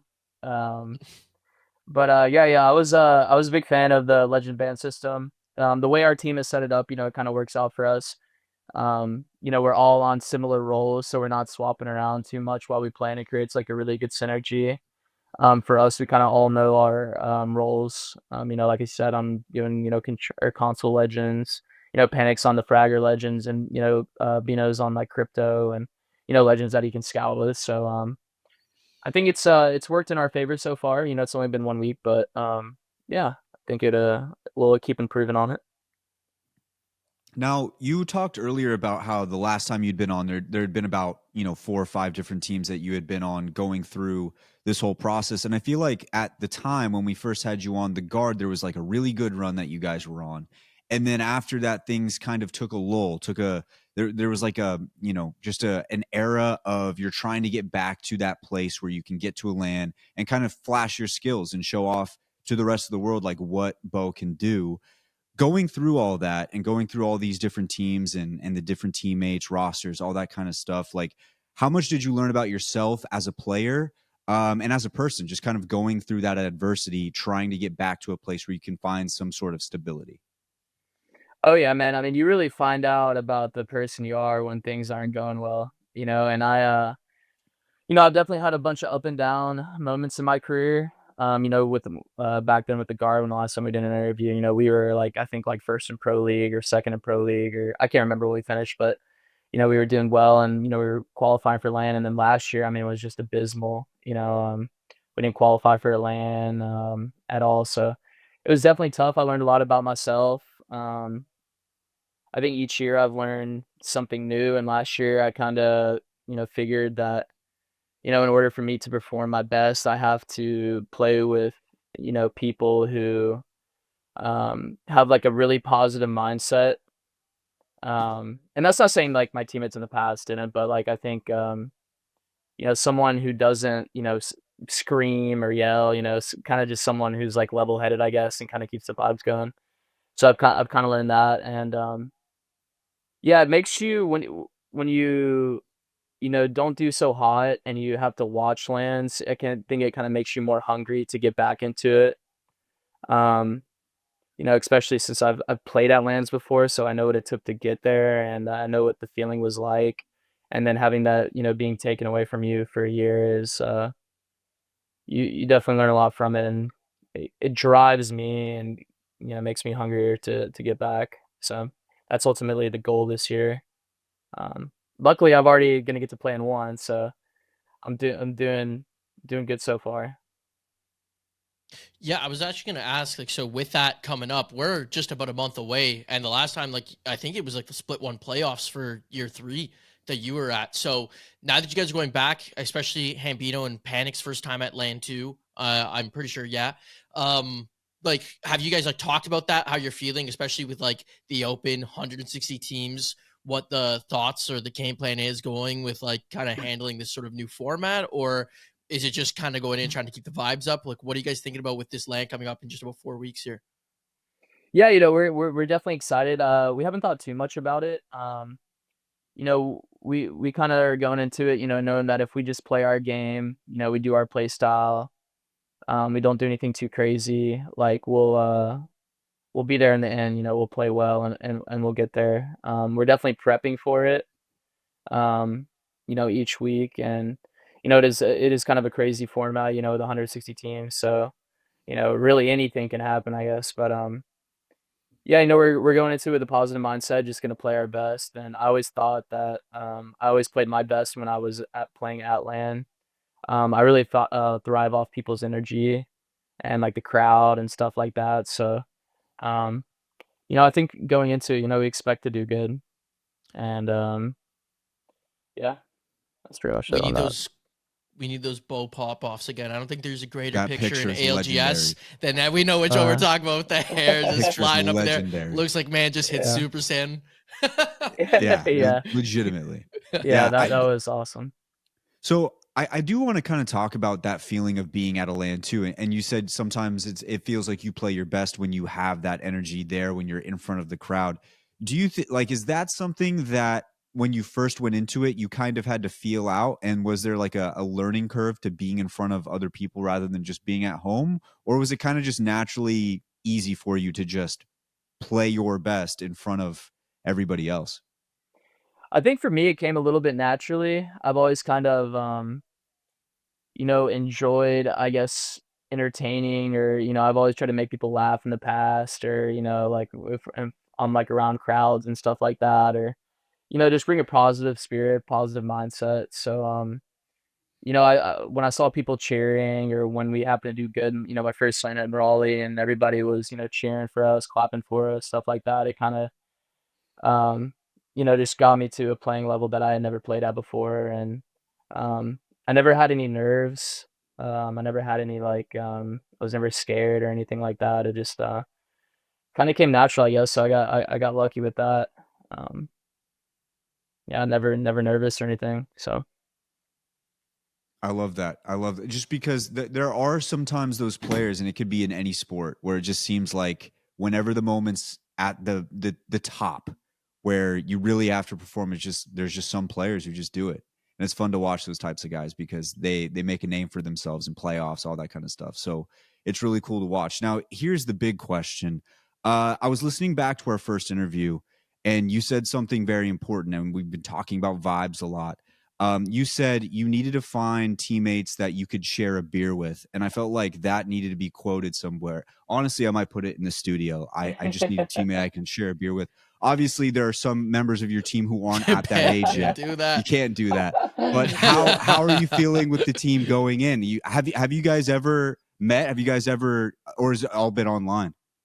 yeah, me and Hambino have met twice. I met him in the I think it was TwitchCon in San Diego 2022. I think was the first time I met him, and then I saw him recently for the Red Bull Inn in Chicago last year. So yeah, we've met twice. I have not met Panic. Yeah, we will not be sharing a beer with Panic. We'll be sharing a Coke Zero or a There we soda, maybe an apple you go. juice. Maybe lemonade. Yeah. But yeah, no, Bino is a really cool guy, man. Definitely someone you can grab a drink with. He's super nice, super chill guy. So yeah, I definitely stand by that quote still. It is It's a great quote. yeah, definitely. It was like I've you opened the interview with that quote, which was like, that's perfect. I love that. Yeah, I think it kind of stands for really everything, coworkers, or friends, or teammates. Yeah, I mean, you got to be around people that you can have a beer with at the end of the day. Beautiful. Well, like if we really wanted to think about it, I don't think people realize like how much of like the team dynamic is important. Like if you're gonna spend every day 6 to 8 hours scrimming with these guys and then on weekends and everything like that, and you can't stand each other. I know a lot of people like to talk about like, oh my God, like how can these guys who are competing well like just not like put their differences aside and play? Like I don't think you can. I think eventually that like it will implode and the results won't come. Like you need to be able to want to share a beer with someone and want to be around them every single day if you're going to want to be able to compete at your best level, because at some point your performance will regress if you're hating logging in to talk to a guy every fucking day, right? Yeah. Yeah, absolutely, man. You're not just coworkers. I think to truly be a great team, you have to have a little bit of friendship there. You don't have to be best friends, but you have to enjoy each other. And also realize, too, that you know, we're all just human, and we're all gonna make mistakes in game, and you gotta have some sympathy. So I think if you create a good friendship and a good bond, you ultimately, you might be a little mad in a moment, but you can have some forgiveness, if somebody does make a mistake, which I think is important because, like I said, we're all human, so naturally it'll come. So moving on into the actual open itself and all of the different rules that are coming with it. Obviously, we have, the amount of teams that are going, but they have also added another map in there too. And we have the legend band system as well. So going through that and all of the different things that are changing in, how are you where do you stand with Broken Moon right now? Because that's one I'm really interested in hearing from other players. Yeah, man. So I definitely get why they wanted to add another map. I think as from a spectator perspective, people were probably getting a little sick of watching World's Edge and just Stormpoint. So I definitely get it, but at the same time, you can't really put a map in if it's just not competitive ready. And I think that's kind of the case with Broken Moon. I think there are good parts of the moon, but there's just certain zones on the map that if you're not landing in that quadrant of wherever that particular zone is, like let's say, I don't know, Broken Wharf, for instance, the top right POI. And I believe there's 3 or 4 chokes to get into Breaker Wharf, but they're all like from high ground to low ground, if that makes sense. So it's, virtually impossible to get through that choke if another team is holding that. And there's no and there's multiple zones like on the map like that, um, which I think is just really bad. I mean, it just gives you essentially teams, a 0 to, I don't know, 10% chance of winning the game or doing well, and it shouldn't really be like that. I think teams should have, obviously some zones are going to favor other teams, but zone shouldn't be like that where it's just like you see the zone and it's just like GG, if you're on a different quadrant of the map. I think also another bad thing about it are like the choke points. Virtually everybody kind of has to go through cliffside or stasis, kind of those middle POIs. So it just creates this huge funnel of, and pileups of, 3 and 4 teams and stuff like that. So I think I get why they added it. I just don't think it's competitive ready right now. I think they need to tweak a few things. They need to either open up the chokes a little bit wider or, maybe, I don't know, split some of the mountains in half but yeah, that's kind of my 2 cents on it. We're gonna play it either way, so we're gonna have to suck up and do it. But yeah, that's kind of my 2 cents. Yeah, like production yard zones. That's the ones for well, Breaker Wharf's a good one too, but then production yard, I feel like every time you're going over to that, what is it, the east side of the map? I don't know. I can't think of it off the top of my head, but regardless, like there's 3 or 4 chokes to get in, and there's so much like spots where you can hold from a height position. Even though you're going to low ground, you can hold from a height position where that's where I find like you just see like teams funnel all in and everyone dies on edge, and like you end up having like, 8 teams for the final circles. Oh yeah, dude, absolutely. It's just kind of that map where you just hope that 2 of the 3 times that you're playing that map is set that the zone is relatively close to you. Unfortunately, I mean, and it sucks too, man. Even with like characters like Valk and movement characters that still feel like it's not really enough to be even able to get into a choke, I think, you're just kind of doomed in particular zones. And I don't know, it's unfortunate in that. I do think the map has potential to be comp ready. It's just not there right now. Was there a map that you had in your mind that maybe you thought should have went in above Broken Moon, or was it just like this? It's close. It just needs a little bit more work done to it. Yeah, I definitely think it was good they added E District. I think that map is about as close of a comp ready map as World's Edge and Stormpoint. That was probably next in line, so it was good they added that. And then, instead of Broken Moon, if I had to pick one, I would have picked KC. We played KC competitive in 2020 and 2021, and it was actually a lot of fun. Now, I know that it's like an older map, and they've updated the game a lot and added a lot of characters, so it would be played out differently now. But I think that map would have given the best, like, competitive balance, I guess is the right word for it, to for teams instead of Broken Moon. It's not crazy. We've heard about KC a lot, surprisingly, because it seems like whenever it's on ranked, people are like, please get this map off my screen. But it seems like when it comes to competitive, people are like, I'd rather play that than Broken Moon. So it's not the craziest take. Well, I would say the general consensus on the KC ranked situation is that it is honestly not that bad when you're only playing it 1 out of like 3 days. And that as long as you're not playing it for like 90 days straight, like, I enjoy KC. I think KC's a fun day. I enjoy KC. Yeah, I have a fun day on KC. It was so much fun back in the day playing comp on KC. That was, obviously back in like Wraith, Pathfinder, Watson meta, so it was played a little bit different, but there's a lot of playable spots, like, I think it brings, it's like the old map, it's the first map ever, so it brings that kind of like old school factor, kind of everybody's familiar with it. So yeah, I enjoyed it, but I don't think we'll be playing it, unfortunately. Sure, it has nothing to do with the effectiveness of the charge rifle on said map. I think it could be interesting too with like metas like where we're seeing a lot more Newcastle now, like either previous meta where there's like Rampart Newcastle, Gibby, like, could have been interesting because there's some spots like that gauntlet area, like there's nowhere to hold, where it's like you could create your cover with those characters. What I think the biggest problem with KC would be is POI draft. Like, I don't think there's 20 playable POIs like on that map, is there? I could be wrong, but like that's the only thing. I wonder how like that would work, POI draft now. But yeah, I know that no one wants to play Olympus or Broken Moon. That's the number one thing I know. Definitely not Olympus. Definitely not Olympus. I think Olympus is the bottom of everybody's list. I think that's at the bottom. Yeah. Yeah, they need to do a lot to that map, not just for comp, but in rank too, in my opinion. Yeah. So for people, I guess I kind of wanted to go back and go through your history as just a player getting into Apex, all that kind of stuff for people who haven't heard, because obviously that first interview was such a long time ago.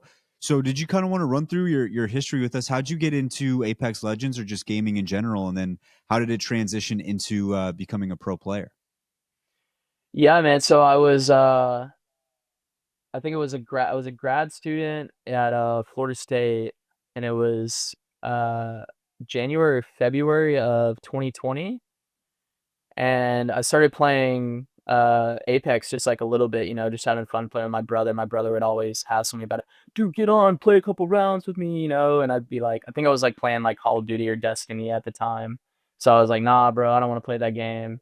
And then, I started playing it more and more, and I was enjoying it. And then, COVID happened, like I think March of that year of 2020. And, everything essentially went virtual, school, work, like everything. So I had so much time to, be at home and play games, so much free time. So I started playing Apex, I started climbing up the ranks, and I got to, I think it was like the number 3 pred on console on Xbox. And then I watched an ALGS tournament by chance, kind of. I just was scrolling through Twitch, and then I saw like ALGS tournament. Can't remember what online tournament it was. It was like OT 3 or 4 or something like that. And I kind of watched it by chance, and I was like, man, this seems like so much fun. And I switched over to PC in May of 2020, and I've been competing ever since. We actually made the first ALGS finals we ever competed in. So I guess technically back then you were pro if you made an ALGS finals or if you were signed, but there weren't a lot of signed teams at the time. So I guess I turned pro basically in summer of 2020. It's kind of my first time. Yeah, I was looking up here. May 31st, 2020 was OT6. Yeah. Free Smoke.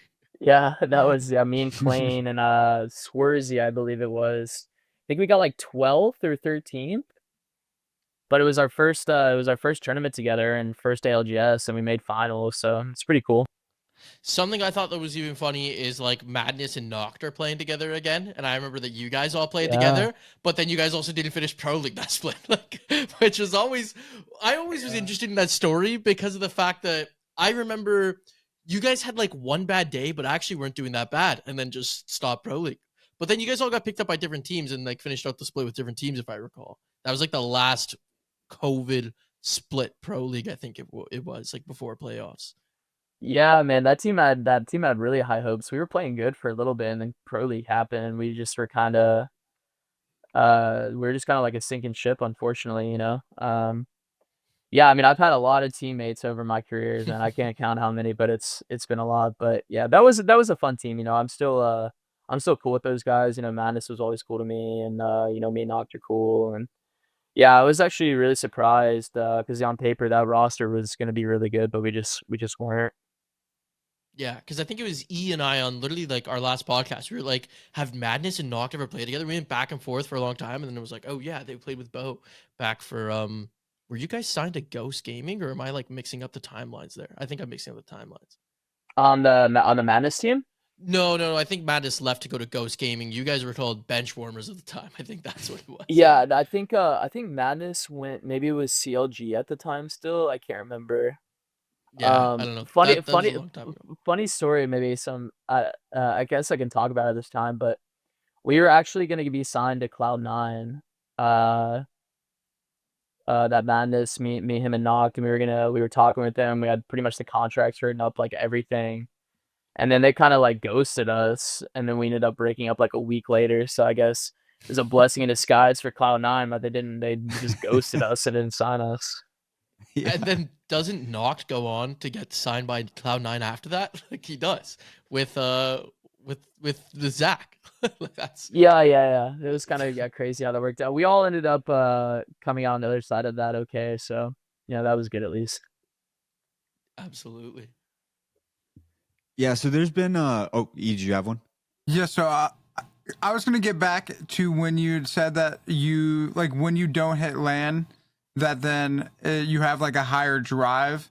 How does that drive like manifest into your like life experience as you're prepping and getting ready for LAN? And then also, do you notice, as like a side question along with that, is like, do you notice any difference in your regular like lifestyle when you're performing at your best versus when you are in a period of like struggle? Yeah, to answer your second question first, yeah, man, definitely when I'm doing better, you're kind of like on top of the world, like I think when I was on the guard and I was some of the I guess the Raleigh LAN, and then when I was on the guard was probably the peak of my Apex career so far. Yeah, definitely, man, when you're doing good, things are great, everything's, you're happy all the time, you're life is good, and then when you're doing bad, it sucks, man. It really does. When like last year when we were doing really bad in Pro League, not making lands, definitely doesn't make life easy, I guess. It sucks when you're getting paid to play a game and then you're not performing well. It's very stressful on you, but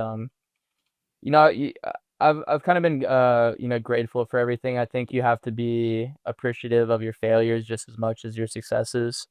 So I think I'm grateful for it all in a way, for all that. But yeah, to answer your questions, it definitely does make your life a lot better when you're doing good. Definitely enhances your lifestyle for sure. I definitely prefer doing good than doing bad, for sure. That's fair. That's a very fair answer. Feels good to Um, win. yes, yes, yes, absolutely. Um, yeah, I'm sorry, what was the first question, Enoch, on that part? Yeah, so like how did that drive manifest into like your preparation of like getting ready to prepare for this land? And like what does life look like as this approaches? Yeah, man, definitely. I think not making land, you question, like last year, when you do bad, it questions, what are you doing wrong? Why isn't this working, etc. And then ultimately, I think, gaming in general, you have to put in time, I guess just with anything in life, you have to put in more time, and then I thought, I was putting in a lot of time last year, but, truthfully speaking, I wasn't. So, you have to have that, that identity within yourself to say, hey, like I'm not, I wasn't putting in much time, I wasn't doing this right. So, going to this land, I'm preparing a lot more, preparing with the team a lot more, putting in more time, more effort. Because, seeing that failure last year is not something I want to go through again. Do you think it's harder to kind of prepare for something like this when there's so many more variables now? Like before, let's just go back, for instance, to the guard. It was like, for the most part, a lot of teams were playing the same comp. And for the most part, we really just had the same two maps. I guess the one thing that you really didn't, I mean, contests were also a thing then. You didn't have to worry about POI draft. Is it harder now to prepare, or do you think it's almost opened up a gap, being able to have different compositions, different POIs, different maps? Like, where do you fall on that? Do you think it's a little bit easier because there is, there's a lot more open area and it's not just so rigid with the same team comps and people taking the same POIs, or is it more difficult because there's a lot more to look at? Yeah, I think it's probably maybe a little bit of both. I would say I would lean more on the difficult side because especially, coming up to this land, it's like 160 teams and, back in the, in normal lands, like for 40 teams, you can do a lot more scouting, know how a lot more teams around you play, know what they're going to play so you could play around it. And now kind of with the uncertainty of, all these teams of what they're going to do, like what they're going to play, it brings like another difficult level to it to for preparation, to get ready to play. Um, so yeah, I definitely think it's a little bit more difficult, I would say. Mm-hmm. Now, outside of the game, how do you prepare in that format? Like, how do you prepare when you're not in game? Is there something you have to do mentally to keep yourself in check? Is it like getting on a routine, a schedule? Like, how do you keep yourself locked in? Because you said before, like you weren't as locked in last split as you wish you would have been. Have you changed your outside regimen to kind of like replicate and reflect what you want to be doing in game? Yeah, recently I've been getting on a better schedule. I've been getting some more sunshine, going to the beach, kind of trying to enjoy life outside of the game and kind of find that happiness. So I can be happy in game. I think taking care of yourself, taking care of your body is an important thing. And I always hadn't done that. I've definitely let my body go a few times, but I've always noticed like when I play my best or I've done my best in game, it's because my outside life has, I've been in a good routine where I'm doing things for myself and enjoying life. Um, so yeah, I think to answer your question, yeah, I think your outside life definitely goes into your in game life, I guess. Well, Translates. and Yeah, what it I was kind of curious translates. about too is what keeps you coming back? Because I know you took like a break there from competing for a while. It seemed like you're doing a lot more stuff with your personal life, like just enjoying that. But you keep coming back to compete. Like gives you that itch to like just want to get back in the game all the time? Yeah, man, I'm just a competitive person, man. Anything I do, I come from a really competitive family. It doesn't matter if we were playing cards or, I don't know, doing anything outside, golf, tennis, anything really. We've always just kind of wanted to win. We just like winning and rubbing in, each other's faces. Um, so yeah, I love to compete, and honestly, there's quite nothing like it when you're doing good. Like I've always said, like I can't ever really describe when you like win an ALGS game or like you win a game on land. It's just like a feeling that where your like soul kind of like leaves your body and you just get like so excited and it's not something you can really replicate. So just having that feeling, I guess, is something I kind of want to experience again. Yeah, I think as just watchers and enjoyers of ALGS, we desperately need a new Rambeau photo. Like we need a new one that everybody can tweet out. Because when that photo first, everybody knows the photo. I mean, I feel like I should put it in the pod. I don't have to though. I think everybody's seen it. We need another one. We need to add to that photo collection. That's what we need. Forget just the photo. My thing is also too is the GMT run when you subbed in with him was one of the most entertaining things we've ever had in Apex, and I don't think we've had like, I don't know. I got to really think of like if I could pinpoint a team that's had like a personality like that team had. Like it was so funny because like you just filled in, but you guys clicked so well. And I'll never forget one of my favorite clips in ALGS is you guys are it's like I think at like North Pad, you guys are just sitting, you're like talking, and they have the listening for like the whole the crowd, and then they start cheering, and then Nasky goes, "Are they cheering for us? Can you hear us right now?" He's like, "Can you hear us?" And then they go, "Yeah." And then you guys all just start screaming like while you're on your comms, and it's like again, it's like I don't know, we don't get like that energy all the time, and I feel like that makes LAN special, like as opposed to like just Pro League. Yeah, man, no, absolutely. At the end of the day, too, like as players, we also are entertainers. I don't think some realize that, but you want to, put on a good show. You want to get, the crowd hype. You want to get people hyped to watch you. And yeah, that GMT run, man, was something special. Nasky's, probably my best friend in the scene. I wouldn't say probably. He is my best friend in the scene. So when we were together, we just had a good old time, man. Didn't worry about anything else other than having fun, and it worked out really well. And that kind of ties back into the things that I told you that when I look for a team, I'm big on vibes, and me and Nasky had that the whole weekend. So had you guys known each other going into that pretty well, or was it like that LAN where you guys like kind of hit it off and connected after?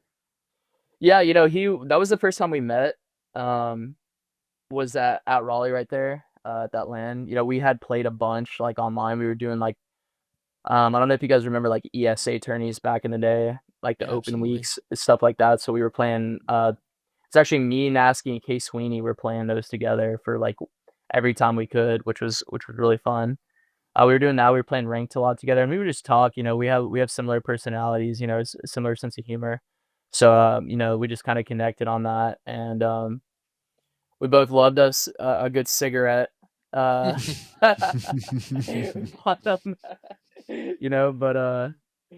yeah, man, that was our first time meeting. Yeah, we're good buddies, so I think that propelled us into having a good weekend. I think that brings up another thing that I didn't really think about till right now, but you mentioned before, traditionally throughout your career, you've played zone and you've tried your best to like get the early rotate, get into the spot you want to get early. That means there's a lot of downtime. That means there's a lot of kind of just sitting there, just kind of waiting. How do you keep yourself sane when you're just sitting there waiting for a long time? Like, do you kind of just, what's going through the team's mind when that's happening for a zone guy like yourself? Oh yeah, man. There's God. I mean, I have to think about it. I probably wasted a lot of time in my life just sitting in a building center zone, waiting for ring 4 or 5 to pop. Start hearing Watson fences in your sleep. Yeah. Yeah, I don't know, man. You gotta throw in a couple wall bounces in there. Think of things in your head. Think about what you're gonna eat later. Stuff like that. Try to just kill some time, but there's things you can do when you're, sitting in zone, think about, your biggest threat, what teams are, going to have to push you later, or, are my Watson fences or my traps, like, in the best spots they could be, stuff like that. So, how consistent are your super glides? Dude, I don't think I don't ever think I could have super glide in my Apex career. I don't think so. I've hit some wall bounces. You gotta start practicing, bro. You have all this time. You have downtime. Yeah. You got the time for it. Dude, you easy got that timing. And then it'll be movement bow. Everybody's gonna be like, dude, did you see bow? Who's that Watson flying across E District right now? Yeah. Yeah, that's my next arc. I'm gonna go from the turret, the low sense player to the movement player, man. Do a complete 180. Dude, I don't think I'll ever forget watching. I think it was either Pro League or Scrims, and I just saw you climb up on a rooftop with a prowler and then just just 2 people just dead, and then the fight's just over, and it's just like that. It's just that's Bo. Oh yeah, I know what you're talking about. That was Can't get hit from behind though, or it's tough scenes. Tough scenes. You gotta be in front of me, bro. You gotta be on my screen, or it's over for me. So I kind of, like I said earlier, I was listening to our old interview, and I just wanted to go through some things real quick.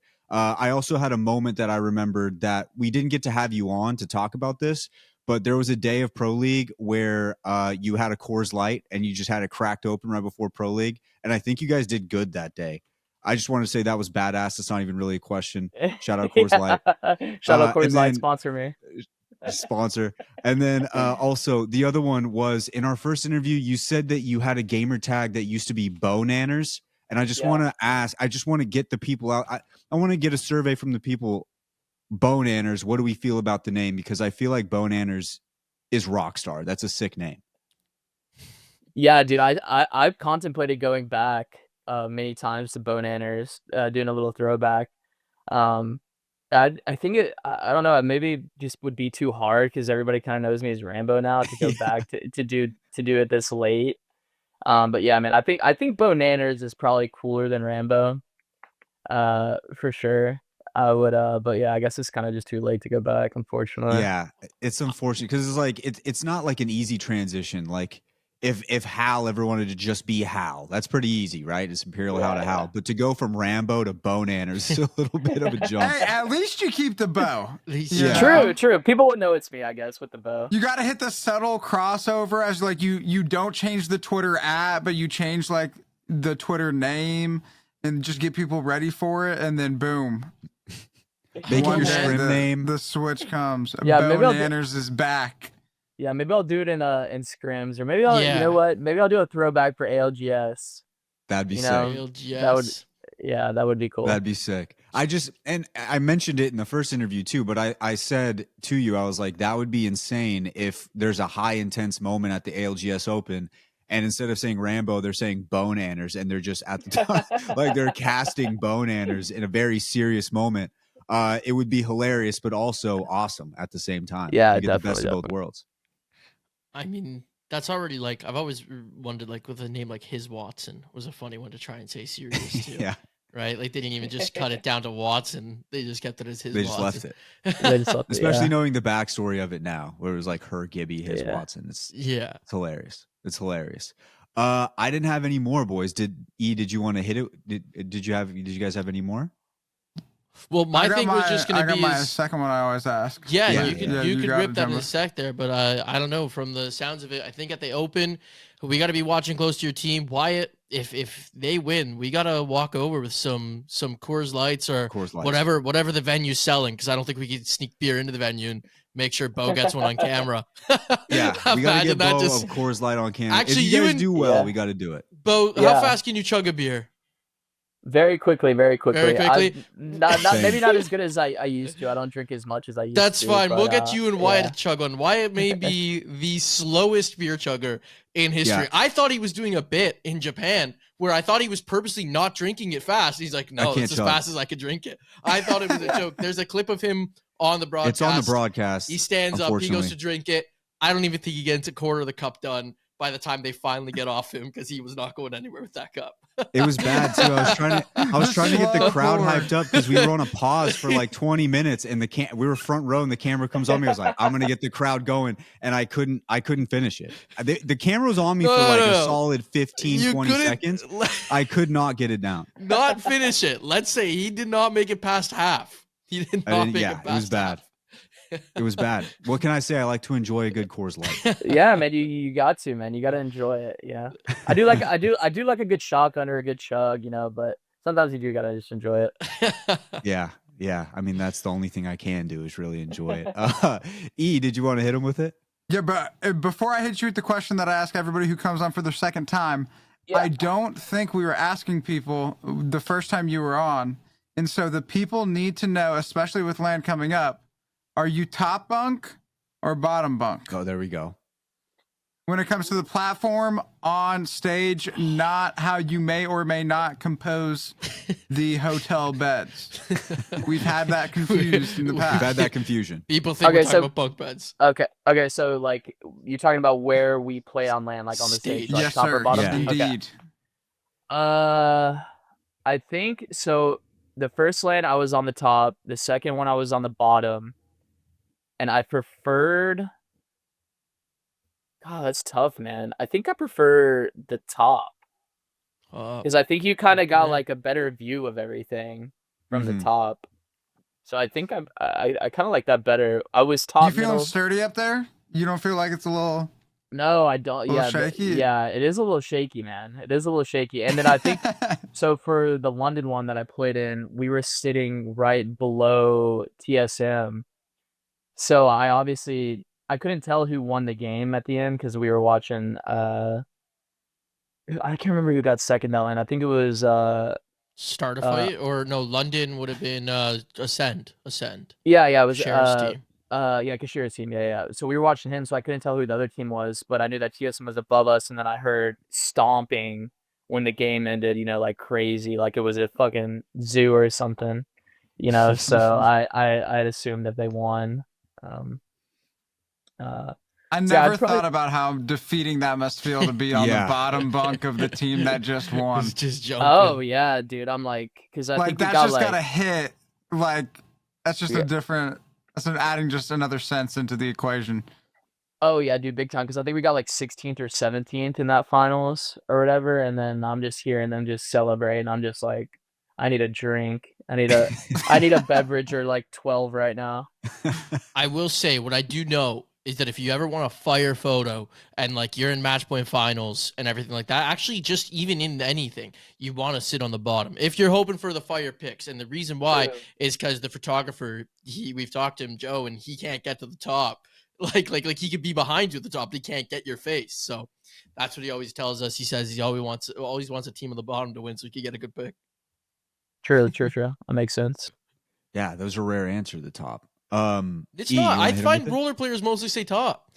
I think top used to win until a lot of players. I thought it was always bottom because we had like a run. I thought it was M&K. Bottom favored. But most M&K guys wanted bottom because they said the top rattles. But then recently, a lot of the guys have been telling us they fixed that. But I feel like we had like a good amount of tops. Like I remember top was winning for a while. Or maybe it was just that every LAN was one of the top until last year. But we definitely had a lot of people, especially like roller players, say top. Yeah. We'll have somebody do some data analysis. Yeah, Donnie, Donnie, please. No, Don. Shout out Donnie. I have a shout out to Donnie later, but that's for later. For sure. But Bo, all right. So the question that I ask everybody. Okay, so you already answered the question that I ask everybody who comes on the pod, and so I have an additional question that I ask everybody who comes on the pod for a second time, and that would be from the last time you were on the pod to now. What is the most important thing you've learned? Most important thing you've learned? Gosh, man, probably not to sound like philosophical. I don't know, man. Just to have appreciation for life, man. Honestly, the good and the bad. I don't think you can just be grateful for life during the good. You have to appreciate the bad too. Over the last year and a half, I've lost a lot of family. So it kind of like puts things in perspective that nothing is really like that serious in life other than, like your loved ones or other than, family and stuff like that. And, all this other stuff, don't get me wrong, I love Apex and competing, but nothing's really that serious. You gotta try to just enjoy life and enjoy the people around you while you can. So yeah, I would just say that. I would just learn to try to find happiness and love and appreciative of the people around me more while I still can. That's beautiful, man. That's perfect right there. And and that's exactly what we want to hear. And like we said, it's been a long time coming to get you back on the show, but it's been a pleasure having you back on, talking to you once again. And like I said, man, you guys locked in has been fun to watch, and they are still unsigned. Somebody snatch this team up, please. We got to get snatch this team us up, signed, man. Let me do this for a living again, man. Hell yeah, baby. Hell yeah, baby. Well, Bo, it was awesome having you back on. We really do appreciate it. And hopefully after this open, the next time we have you back on, you've got a trophy in that trophy case. That's what we're looking for here. That's the plan, man. It would be a dream come true. So we're working towards it. Let's hope so. Hell yeah, man. Hell yeah, man. All right, Bo. Well, thank you once again, man. We appreciate it. All right, ladies and gents, it is heart to heart time. Heart to heart time. Jumbo, you already know what time it is. I don't have to tell you. You've been here long enough. You know what? I think we're gonna roll with this one. So I wear this hat a lot lately, and I wanted to like just quickly say, because in a Nice Week's chat, someone saw me wearing this hat in one of my videos and was like, Rangers may not be good right now, but let's go Rangers. And I was like, I don't care about the Rangers at all, really. They're just like, of the NHL teams, you guys know I'm hockey fans, of the NHL teams that are out there, there's like a team that I don't dislike either, right? So I'm okay wearing the hat. Like, you would never catch me caught dead wearing a Montreal Canadiens hat, for example, right? So anyways, yeah, I wanted to, like, the reason I'm bringing it up was, like, you see me, I am not a New York Rangers fan. I'm a diehard Leafs fan. And honestly, don't look like one. I am. He's got a point. Missing. My cup's missing. My cup's missing. Look. Bro, I mean, you're literally wearing the hat. He is wearing a different team's hat. I don't even know where this is from. But like, I can turn around my room and I just got random Leafs memorabilia. Like, I painted this when I was probably like 7. Yeah, to go with your New York hat. And to be fair, you're not wearing the cup. You're wearing a Rangers hat. Yeah, you're Anyways, like, you're repping New York. Is I will just say, I have 2 brief heart to hearts. First one, we're going to wrap it up. Matthew Nyes, if you guys know, that guy. I think I'm going to name my firstborn child after him. Not Matthew, I'm going to name my firstborn child Nyes, because he just is an absolute dog when he plays against Tampa Bay. And if you want to know about teams I hate, Tampa Bay is one of them. There you go. So go Rangers. Yeah, so go Rangers. So to follow up on Enoch and Matthew Nyes and the Leafs, he texted me and said, I think Tampa Bay is going to win the cup. And then he followed it up a little bit later and said, I hope we play Tampa Bay. I think we match up against them the best. So in like the same day, he was like, Tampa Bay's winning it all, but if the Leafs play them, they're fucked. Like, you don't understand. Tampa Bay, of the options we have to play in the playoffs right now, are the only team that I think that we have their number. We know how to beat them, right? And so I do think that they are probably most capable of winning the Stanley Cup. But their least chance of winning the Stanley Cup is actually if they play the Leafs, because the Leafs have their number. That's the thing. I don't know what happens. Their goalie is insane, and like Vasilevsky's like been fucking one of the most unreal goalies of the last 10 years, and he's somehow putting up one of his best seasons this year after like 10 seasons or whatever. But the Leafs know how to score on him. I don't know why. They know how to score. And I am like the worst. Like, I am doomed and doomer about the Leafs all the time. I think that we're always losing. So when I say that I think that we got a chance against Tampa Bay, that's how you know I like actually feel and believe in something there. But yeah, I'm confused. And it's Matthew Nyes. I thought you were a Rangers fan.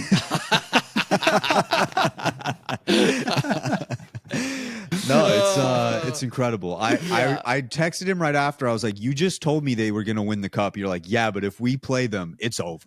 And you also have to understand, if we play them and beat them, that does not mean that I think we're going to win the cup. No, yeah, I not just at all. think that they will win the cup as long as they don't play the Leafs. Yeah, like, no, the I get Leafs, it. I think, have their number. We swept them in the regular season, which means nothing usually, But it's just like, even the last time we played them in the playoffs, Vasilevsky can't save shots against the Leafs. Like, I don't know what happens. They got something back there. It's like some black magic. And this guy's an insane goalie. I think he does some like PEDs on the side. But when he plays the Leafs, the pucks go in. I don't know why. I can't tell you. You just accused the man of PEDs. He's insane. Like, I don't think a person can make saves the way that Russian makes saves, except for against the Leafs. He doesn't make saves. I don't know what to tell you. So me and Jumbo will text each other about hockey all the time, and then like sometimes one of us will get busy and we'll just keep texting each other. Like, yeah, it's almost like a lifeline in a way, just to like get your anger and frustration out.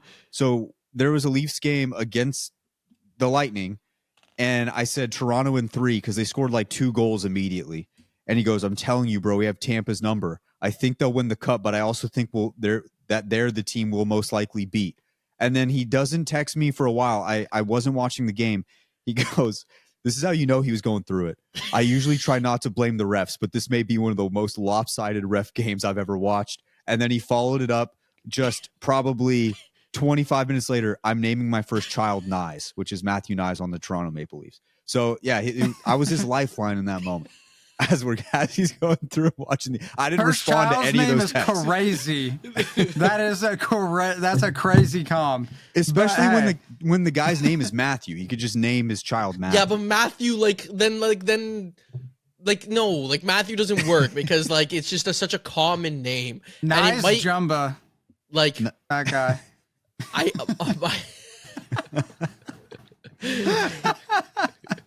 Maybe I'll name my kid Austin Matthew without the S, and then maybe they'll get it. Yeah, Austin Matthew Nyes hyphened middle name and then your last name. Jumba. Last name Jumba. Oh shit, that's a beautiful heart to heart. I think that's good for my heart to heart. That was fire. Playoffs start in 2 weeks. We're going to be in New Orleans for I think the end of the first round, and I guess we should quickly throw out the last time I was the Leafs were in Game 7. I watched that shit in the stands next to Wyatt at an Apex LAN. If I have to watch the Leafs lose. Never mind. We could go to the next heart. We'll go to the next one. We'll go to the next one. Jumbo, before we go to the next one, though, all I want to know is, like, if I want to ride with you, can I place money on the Toronto Maple Leafs? No. Okay. What if I place money on the other team to jinx that team? Anything around my team. Stay the fuck away. Okay. What if betting? What if I? All right. Stay away. All right, fair enough. I think away. we touched all bases. We touched all bases. All right, we got it. Donnie. To bet on the Leafs. No. Wyatt went over fucking 10 million last year on Prize Picks. I do have one stat though. Every time I've watched a full Leafs game, they've won it. So maybe you need me. Maybe you need me in New Orleans when we're watching these playoff games. Did we not watch that full Game 7? If something bad happens, like if my eyes leave the screen, there's a chance you guys lose. I'm just saying that because if I've watched a full game, you guys win. When I fall asleep or like I walk away or go do something, you guys lose. That's the tough part. We got to just stay locked the entire time. That's going to be the issue. We'll figure that out. We'll get that all squared away. Dawn, your heart to heart. Yeah. So speaking of the LA LAN, it's about a year, since I went out there for the first time and going there. It was just knowing Connor, and I knew he was an editor of a podcast that I had never watched before, but it was, it was good. I knew it was going to be an interesting experience, and I knew the moment getting in the car and going to our Airbnb from the airport and Kyle cussing out every single person possible. Yeah. And the absolute jokes that were being made in that car, that it was definitely going to work. The boys were going to be boys. It was going to be a fun weekend. And, it also helped that there was Coors Lights involved, but, no, basically my point is that it's been a crazy year of experiences just with not just, the life I already lived, but just with everything in this space. I never thought of myself being in podcasts or doing anything involved with competitive esports. I guess I just blabbed enough to finally find the right person that would listen, I guess. I don't really know, but no, it's been a really cool year. I'm excited to go back to another LAN, especially with the absolute unit of a group that we're going to be going with. It's awesome, man. It's going to be a great time, and I'm just appreciative of all the things we've done this past year. So didn't even think about someone's got to rip the Coors Light run on the first night that we're there. If you want the backstory on the Coors Light run the first time, we went to about 7 stores to find a place that was open. And then we got it. And then also I knew Donnie was a real one when it was the day of, like, we woke up to go to Final Sunday.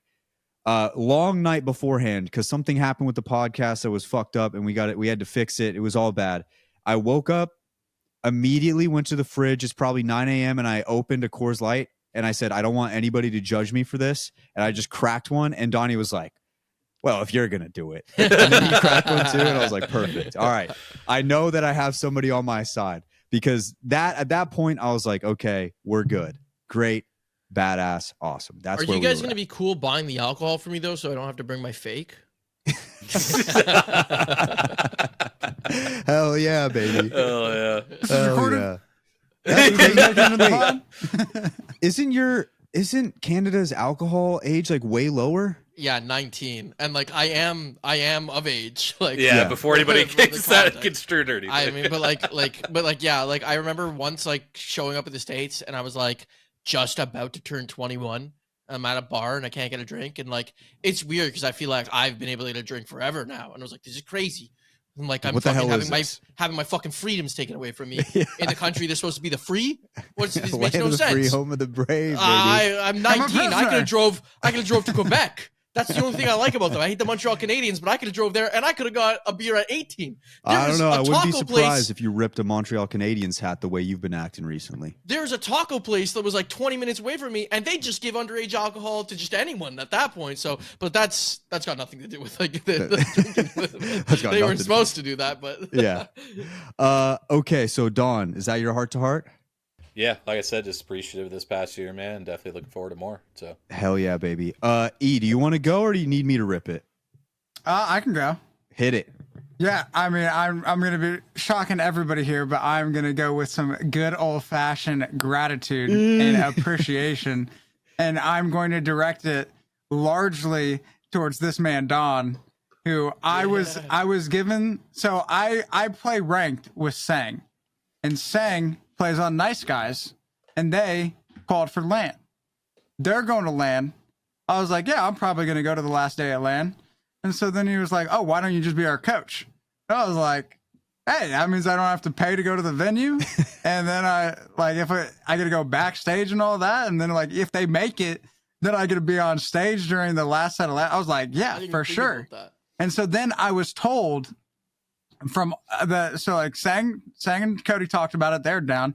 They talked to RKN.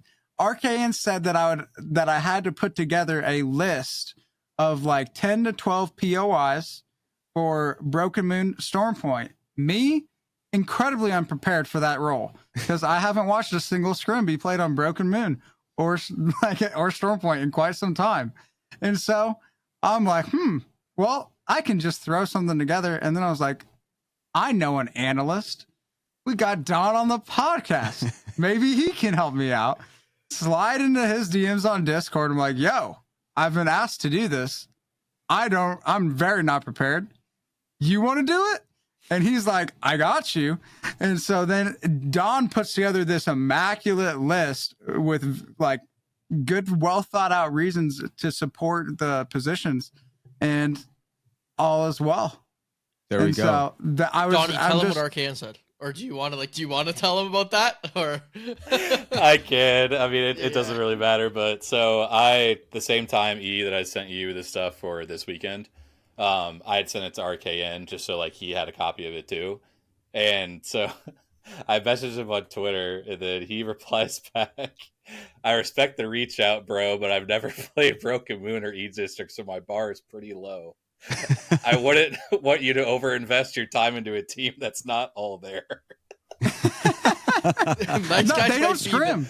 They might be the best content team at this LAN. Oh, 100%. Content, baby. And that's why, like, yeah, I mean, I definitely appreciate it, but that's definitely why I didn't mind, because, like, one, it gives me practice to do it, but two, like, there's no pressure. Like, it's not like I'm doing something for Zero or somebody. Like, they're not going to come back and say anything. The man's never played a game on freaking E-District or Broken Moon, so what the hell does he know? Right? No, I'm just kidding. But no, it's I definitely appreciate it. No, yeah, I did say the map's wrong. It was E-District and yeah, you're good. Yeah, Broken Moon. You're like, Lotus, good POI. He's like, got it. I don't see Lotus anywhere. He's confusing it with like he's on E-District and he's like, where's Terraformer? Where the fuck's Terraformer?